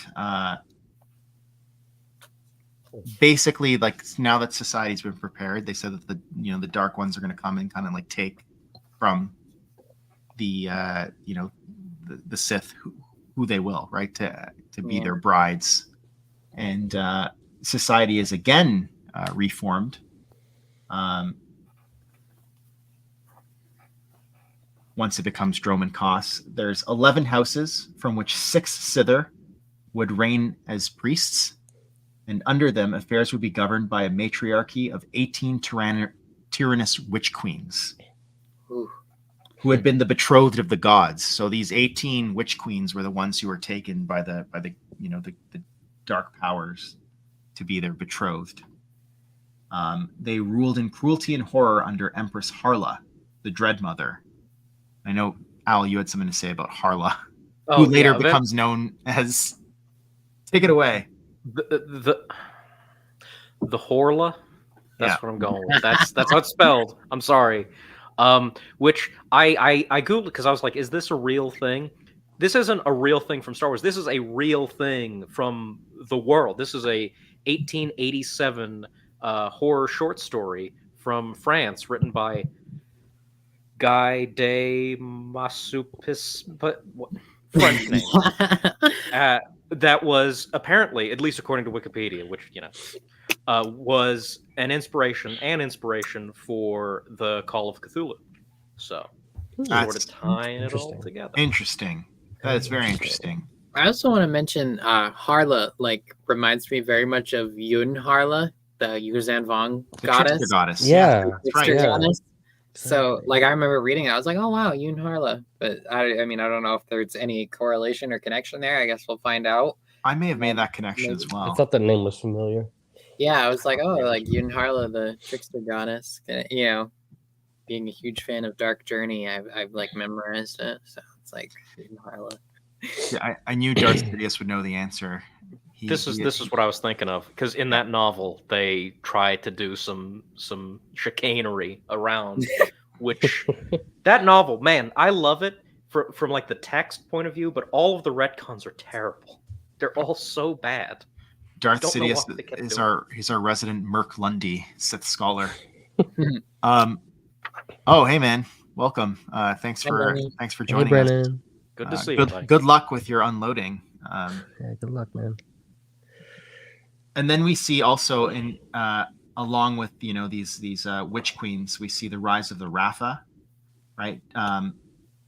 The witch queens now elevated their own Cambion sons to higher positions of authority. Despite their varying appearances, these hideous ravening giants, collectively known as the Ratha, grew into terrible and terrifying sovereigns decked in scale armor. Can you imagine how terrifying that would look? Apparently, if anyone remembers the comic Obsession, some of the backgrounds in that comic are like giant skeletons. Apparently, those are those same giants. Those are the Ratha? Yeah, or no. They're one of the giants mentioned are the skeletons in the comic Obsession. That's wild. Like Obsession, the Clone Wars comic with what's her name? Oh my god, Asajj Ventress. Yeah. It's the first time Adi Gallia is killed. The first time. Clone Wars is such a mess. Terrible records. There's a footnote. It's at the 40th footnote. Footnote 40 mentions Ginny's Virtue, and I thought that's such a weird name. I looked it up, and it's from a ship. It's a ship from the article Korriban, Planet of Lost Souls. Basically, there were these giant, I think, statues. I want to say.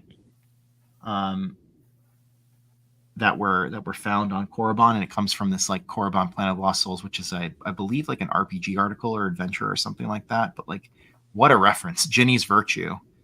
I strongly encourage, if you're interested in that, to like just Wikipedia and get the full story there. But basically, the ship, I think the ship logs were later obtained, like after the fact. I think during Luke's New Jedi Order, from one of Luke's New Jedi Order. But like essentially, this ship was on Korriban around like 1 BBY, and kind of like picked up some stuff, and they got into some misadventures. I also wanted to touch on this on page 251. It says, not long after, the Sither again gathered all of the people and taught them the starry wisdom of the immortal gods of the Sith, and of their chthonic kin, the great old ones, and even bestowed to them knowledge of the architects, Ko-Panasine, the god of death, Ibn Asi, the master of time, space, and technology, and the Magnamator or Allmother who birthed 10,000 young. Their teachings were a mixture of truths and falsehood that placed Wutzek in the role of the ancient progenitor, the opener of the way, born of the nameless mist and the deep dark that created all things, denigrating the celestial elder gods to usurpers, liars, and agents of chaos. That's right. So they've basically perverted the actual cosmology for their own ends, right? But it's funny how they mention, because like, Ko-Panasine is obviously very obviously like very cool Panasine. Ibanachi is supposed to be like Splendid App. I think, this is the Master of Time, Space, and Technology, right? Would be Splendid App. Yeah, definitely. And then Magna Mater is obviously Talatni, and then Wutzek is like the supreme maker in their story or something like that. Here, wait, we got some more comments. He wanted the true Sith mentioned in KOTOR 2 to predate the Sith of Korriban, with Korriban being an abandoned colony of theirs whose inhabitants forgot their roots. See, actually, I like that. I like that. I like this much better. Like, I like that, the true Sith are actually like something else completely, and maybe Korriban's a lost colony. We brought it up briefly. I know we've talked about this extensively. I've talked about this with Darth Sidious extensively as well. I know we talked about it last time too, Al. Because the Sith, the true Sith, at least according to Sotor, are just Androman Kos, just hanging out. They're chilling. Just the same people, but over there. The same people, but over there. Right, and it almost kind of like takes away from like this dark mystery. Like I almost felt that there was something more there, and so I'm really glad that Supernatural Encounters plays into that. Yes, this is another one of those things. I was like, oh, thank you so much for making it better than the version we got, which I was unhappy with. I'm getting lost in my thoughts there. No, for sure. This has been cooking for a while. I feel like the thoughts in this book. And I know Edward had a big role in Supernatural Encounters as we currently see it. The Witch Queens and the Ratha, they get into, I guess, this kind of like there's butting heads with the Kasari priesthood on Droman Kos, because now the Kasari find that their their cachet, their standing in society has been lowered, right? Because these witch queens have kind of taken over, right? They have diminished roles as court magicians, viziers, and tutors for the bestial children and grandchildren of the witch queens. So they decide to, I guess, band together and they go and visit the Sither. This is on page 254. So I know we're almost nearing the 2-hour mark, but we're wrapping up relatively soon. We might go a little over 2 hours, but I also did want to talk about the Star Weirds before. we're getting there. And I'll let Yeah. you. I know you love Star Weirds, so we're Yes, getting I there. do. So Carol Mortisand, who's the son of the guy who was like swallowed in 2 bites by an Atan Okay. Tranth. Yeah. He basically 9, I believe 9 Kisari approach this dark temple of the Sither, and only really 3 make it through. I would love to run that RPG. I love that. They all just like die. D&D Tomb of Horrors. They all just like 6 of them just die, and then. Does anyone remember in KOTOR 2? I'll make this. The challenge temple, Ludo Kresh's tomb. You have to go through it, and you are subjected to mental horrors the whole way. Oh my You god! get to the end. I don't remember that's what that. reminded me. I gotta replay Yeah. that game. It's great. I love this. I thought this is like one of the best written passages of the book. I could just read it. Carol and 2 other surviving Kisari made their way to the central chamber of divination. Within that foul-smelling, sunken catacomb burned braziers, and a great Athanor in the rear, fitfully illumining huge stone vats and wide columns carved with obscene obsidian grotesques. Shadows flitted across the lurid scene, cast by the cruelly grinning serpent priests, from their debased thrones made of the same ebon material as the walls and floors presently splayed with the sinuous, besotted bodies of prostrate Lamii and the lovers they'd taken from captives. The smell of powerful opiates and burning incense mingled with the stench of decay from the cauldrons brimming with the juices and meat carved from infidels and prisoners. Like, it just sets the scene. And then he's like, "You are fools seeking death," spat the Naga Queen. So we should just very briefly talk about Nagas and Lamia, or Nagas and Lamii, because that's the plurals. But Lamia is how I've been saying it. Yeah. I believe that they're the offspring of Sither mixing with Sith, or Ruthros. From the male offspring were the Nagas, and the females were the Lamii. And they're kind of important later on because we're gonna talk about the Zeltrons very quickly. But anyways, that's the Synagogue of the Serpent, what I just read, and it's incredible. It's just like some of the best prose that I've ever read.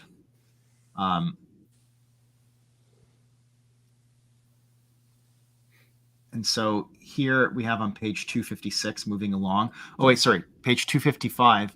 We have a reference to Drominkas's second civil war, because the first one was called the War of Dominari. The second civil war was called the Gigantomachy, which is a direct reference to, of course, or maybe not, it's an indirect reference to the ancient Greek Gigantomachy, which is probably one of the most important myths in ancient Greek mythology. It's when the giants fought for, against the gods, the Greek gods, for domination of the earth, and were defeated.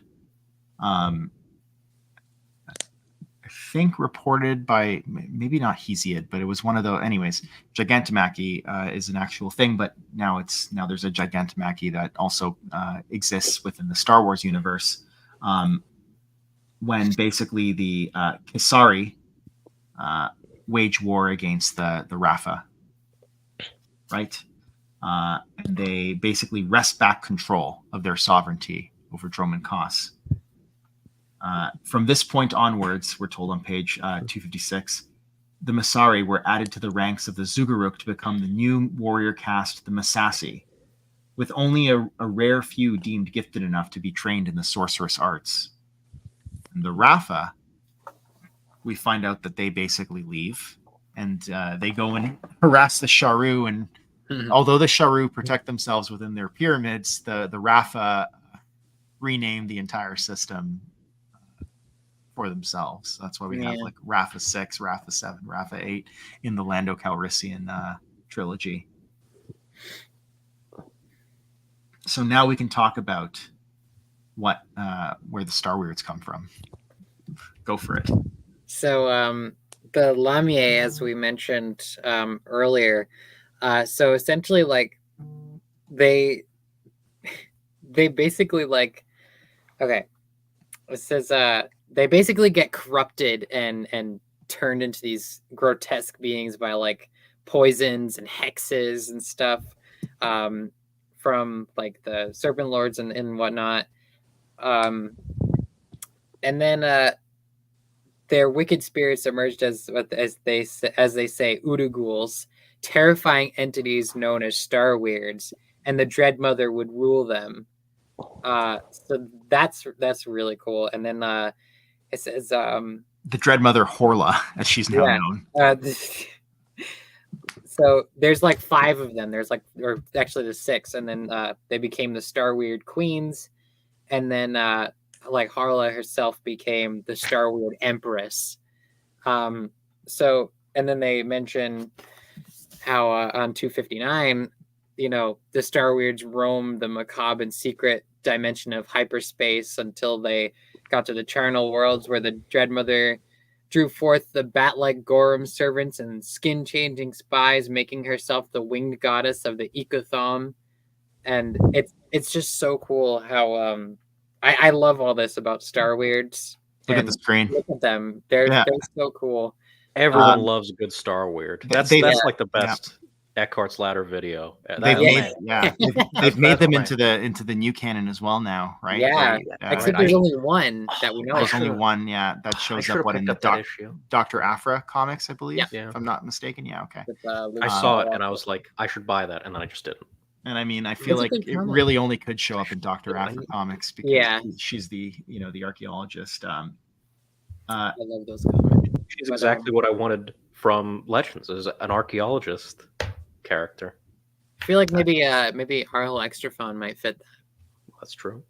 I need to get into those. So the Star Weirds become a problem, and so we find out on page 258 that Windigon, king of the wind demons, the Kisai, as they're now known, make basically a deal with him, and he drives the Star Weirds from Droman Kos through the Infernal Gate, which I guess is their Stargate, banishing them.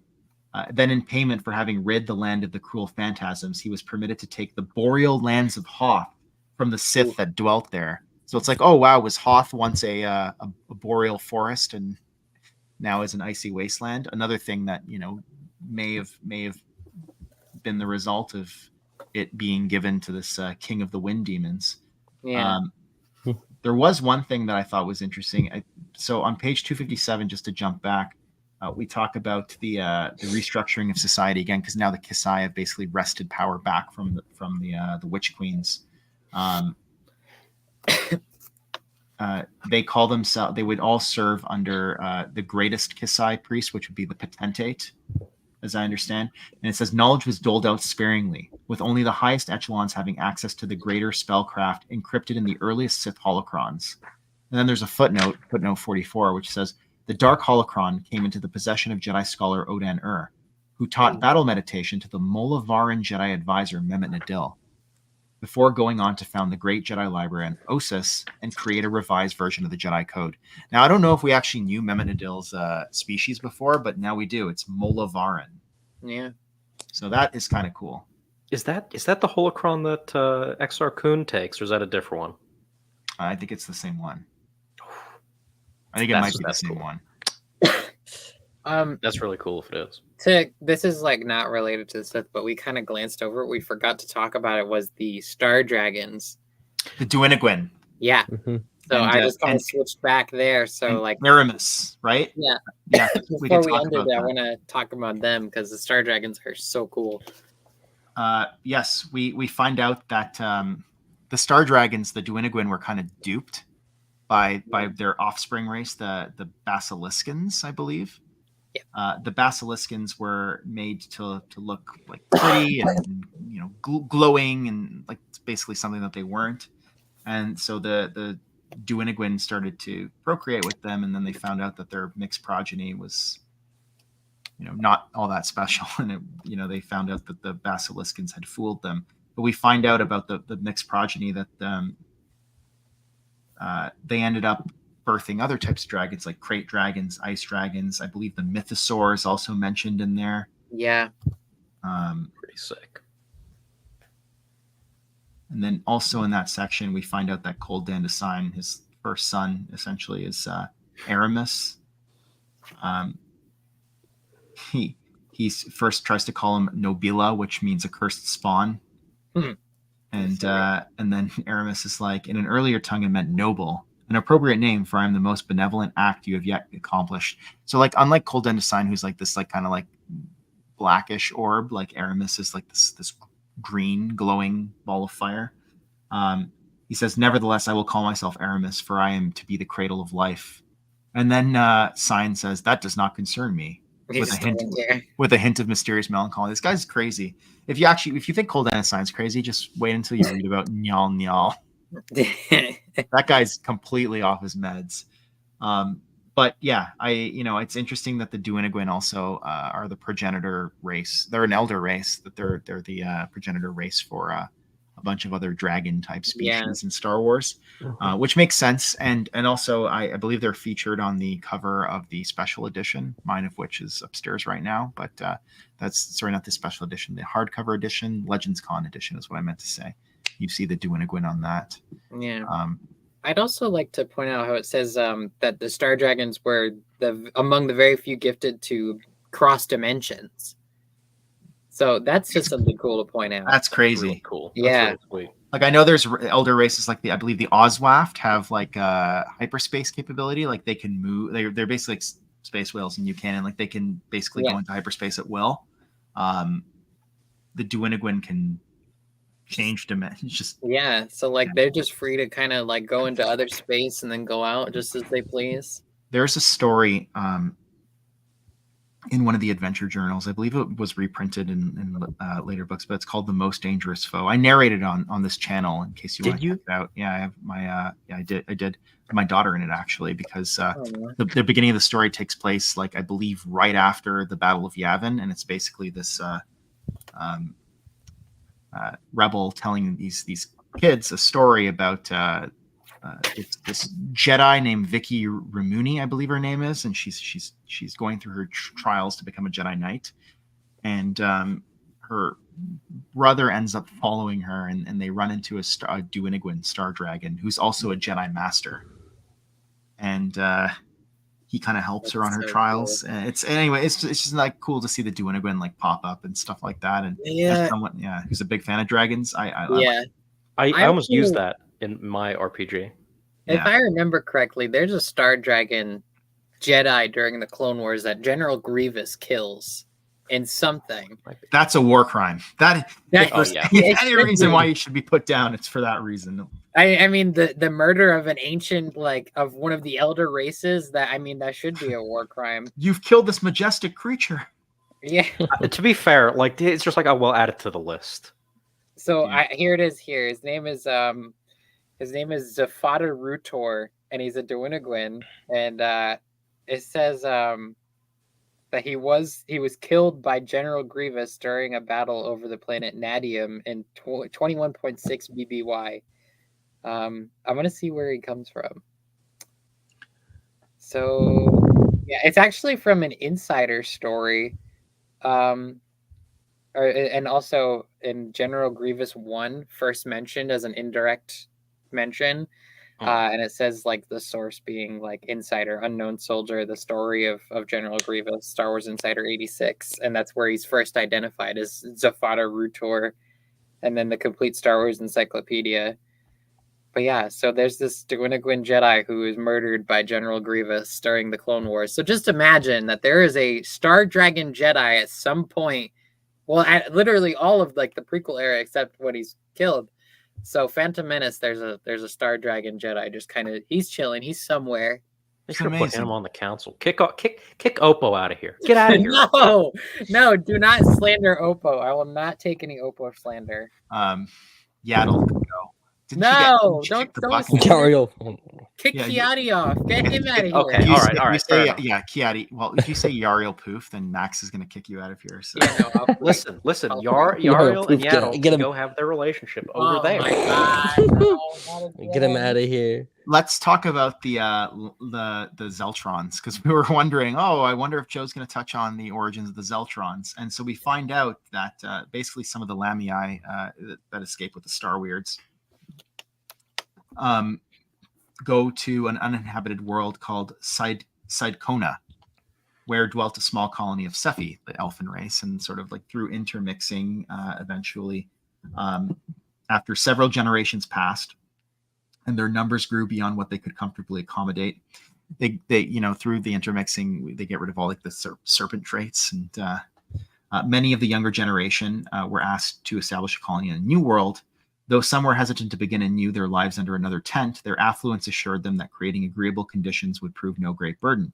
And so the planet of Zeltros, from the ancient Zelt meaning camp and Otros for other, was established, and it would go on to become a thriving world even grander and longer lasting than Sidekona. And so these Lamii, who eventually later intermingled with the Sephi and created this kind of new race, we're told that they're like a very beautiful people, right? They're very like the Zeltrons are very beautiful and glamorous, and so now we know why the Zeltrons are pink. Right? They kept that pigment. Yeah. We're told that they kept that like reddish, kind of pinkish pigment that the Sith have. It was such an oversight that I was like, it has to come up eventually, because the Zeltrons are like of the EU exclusive, especially the Marvel original EU exclusive aliens. They're like probably top 10. At least they come up.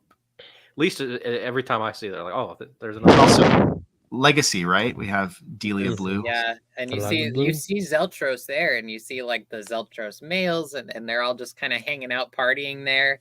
That's Yeah. right. They're new canon. Love that. They aren't they in new canon? I'm pretty sure They are. And then Everybody I know loves Dr. Zeltron. Afra vacations on Zeltros at the end of one of the arcs. Yeah. That's right. I've seen panels of them. I know they. I don't blame her. I'd go there too. Yeah. And then in the final page of book 3, we have a reference to the left-hand path. Mm. Of those the architects brought to the Earth world, several amongst the upper echelons of society traveled in abstruse circles and cultic fraternities.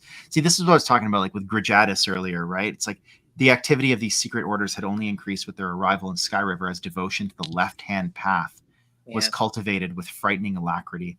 So we're told like Typhagim is called like the left-hand god, right? I think it's mentioned in the Book of Sith, if I'm not mistaken. So the Order of the Sith was welcomed into their fold with the promise that they would enlarge their esoteric knowledge, power, and wealth. Like we really have like these dark secret societies here. But for this, they would pay a high price, for the Sith had come with a purpose: to produce and raise human-looking heirs as their own. Man, I don't even know what this portends, but I want to read on to find out. That was the extent of the notes that I had on book 3, part 2. There was a lot. Maybe I can show very quickly some of the art. I'm just saying, like, this was such a big book to cover, like just book 3. But book I don't know how 4, we did in 2. Yeah, I don't know how we did in 2 streams. Book 4, we're going to do in 3 streams. I have so much for book 4 written down. I should mention for anyone who's still watching or watching this later that we're going to take a week off. There's an interlude between book 3 and book 4. We're going to take a real life interlude to recuperate, and before we delve into book 3. See, that's why I need the interlude before we delve into book 4. We are only roughly, I would say, I think we're a little over like a quarter. Because we're not going to have a stream on the end notes. We're trying to incorporate them as we go along, but certainly I think we will do a stream on the appendices with cult encounters and that kind of thing. And so, essentially we have like 1,000 pages, and we're, page like 262. Yeah, we're moseying along. We're doing our thing. Hey, but, there's no rush. There's no rush, and there's a lot of ground to cover. And so I'm just going to show. I already showed the piece of art in my thumbnail, so there's 2 others that I really wanted to to just highlight because they're just absolutely fantastic. This is the Enigma of Evil right here. Ooh, Look at that. there's the serpent people there. Right. Are these the Sither or the Naga? I don't know. I think they're probably the Sither. Yeah, Probably. like the ones on the left specifically. Oof. They got to So be one of real those good at dudes just balancing. ate another guy. And then that looks like their fortress, Yeah. like off in the distance. Okay, That one and is so can good. you? Okay, and then this the brood of the Witch Queens. That's so good. The Right? artwork is just phenomenal. Is this giant this Ouroboros snake over here? Is this supposed to be a Rafa? I don't know. Love it. But in any event, like that's the art is just absolutely phenomenal. I cannot say that enough. Any final thoughts? Book 3, either this part or in total. How much does when you say left-handed god, how much does thinking of him as Ned Flanders undercut it? Because he's I'm left-handed too, by the way. Oh, see, right. Yeah. Because he's left-handed. That's right. He owns the left-handed store, right? That's right. Yeah. Ooh, that's a little sus. I guess maybe he's an acolyte of the darkness. That makes so much sense. It's always the nice ones, isn't it? That are Yeah. That's right. I mean, look at Palpatine. Everyone's like, "Oh, this guy is so nice," and then, well, Look, Simpsons predicted supernatural encounters too. Hasn't it predicted everything else? no. Any other thoughts, Ken, Max? No, I think you guys have covered pretty much everything. I will say that book 3 has been my favorite so far. And it encompassed so much, but I feel like book 4 is just even bigger. I like the notes I have are like, I have like a page and a half of notes already. And I'm not even like, I'm maybe about like halfway through. I have like maybe 50 pages left of book 4. There's just so much, and I'm so looking forward to it. But book 3 has been just an absolute pleasure to read. And it was just so much. It was so much fun. It was so grotesque, and it's so cool getting all these answers to things that we've previously wondered, and things that we didn't know we needed. Like the origins of Star Weirds and Zeltrons and things. And so there's just so much there that like it's such a pleasant surprise. As Palpatine says, a surprise to be sure, but a welcome one is essentially that. And then you just have the and we talked so much like with book 1 and 2 about these greater evils and greater powers at work, and we finally meet them. We meet the dark powers. It's terrifying. Like there's stuff in this book that's literally terrifying. Yeah, but it's so fascinating at the same time. Yeah, when you say to me, you're saying to everybody that like book 4 is even bad. I'm like, how can that be? How can that be? Book 3 takes on Star Wars to mythological proportions, right? Like elevates it beyond what maybe it has any right to be. I don't know if I should say that, but there's one story in particular that I'll point out is represent. Which you'll probably know him. Starcrow, right? Yes. Yes. We talk about Starcrow in book 4, and that it's so Game of Thrones-esque, that story, and it's so good. It's so good. Now you have to read the God form assumption of Starcrow the Wise. Yeah, it's actually Ken is shipping it out to me. He that's so printed cool. it for me, and it's on the way, so I will be reading it. So it says, how did the Rafa come to be? So here's my understanding. I will throw it up here real quickly. I think I threw it up before, but just... It says, the Witch Queens now elevated their own Cambion sons to higher positions of authority. Despite their varying appearances, these hideous ravening giants, collectively known as the Rafa, grew into terrible and terrifying sovereigns decked in scale armor. So my understanding was that the Rafa are the offspring of the Witch Queens and the greater powers. That is my understanding. I may be wrong, but that's how I read the text. I love it. It's like one of those who came back was the monstrous Zanza Thotep of Xanthir, the crowned caliph of Dim Umar. That's like something that sounds like something out of like the Lovecraft mythos or Lovecraft cycle. I tried looking that up. I literally got 0 results. There's just nothing. This is not real. Your Don't computer look this just like shuts itself off. I was like, the shadows come and take you. At I that may point, not learn this. Okay. Yeah. Question. Unless you paid. No, I'm just kidding. No. It's yeah. Anyways, I mean, book 3 for me was my favorite so far as well. I think there was just so much to kind of sink your teeth into here. We in like the 4.5 hours that we've spent talking about book 3 have barely scratched the surface. We've done our best, but like honestly, like this Just gotta read it. It would take so much longer to dig into everything. We tried to give, I think, like a sensible overview of what to expect in book 3 and the things that stuck out to us the most. I really want to thank everyone who joined in, as well as people in the comments. Like just amazing contributions from people in the comments. I'm so pleased. Thank you specifically to the editor Harry who joins us. Like he's joined us I think 2 or 3 times now. It's always amazing to see you. And Darth Sidious, thank you for your insights and your answers. We have Chaos Man who is adding some stuff. We have thank you Lance also for joining. Funtier joined us. Brennan too. Yeah, Brennan stopping by. We have Matthias Schroeder as well. Like just like so many people. Exar Koom came to say hi. I'm scrolling through all the comments. We had some people in the beginning say hi as well. My hope is that even if you're watching this weeks later or months later or years later, that this kind of like helps you along your journey. I know it's helped me to be able to speak with you guys absolutely about these books. Like I'm like the whole King in Yellow thing today, I didn't even pick up on that, right? Like it's like, and it's just like things that we're learning from one another. And this is the beauty of having this book club. And specifically with this book where there's just so much content. So again, thank you all for tuning in. We'll be back in 2 weeks time, starting the interlude and then book 4, getting right into it. So again, I'm going to say, we're going to get our chewbies out of here. Hopefully we'll see you next time. Bye. Peace.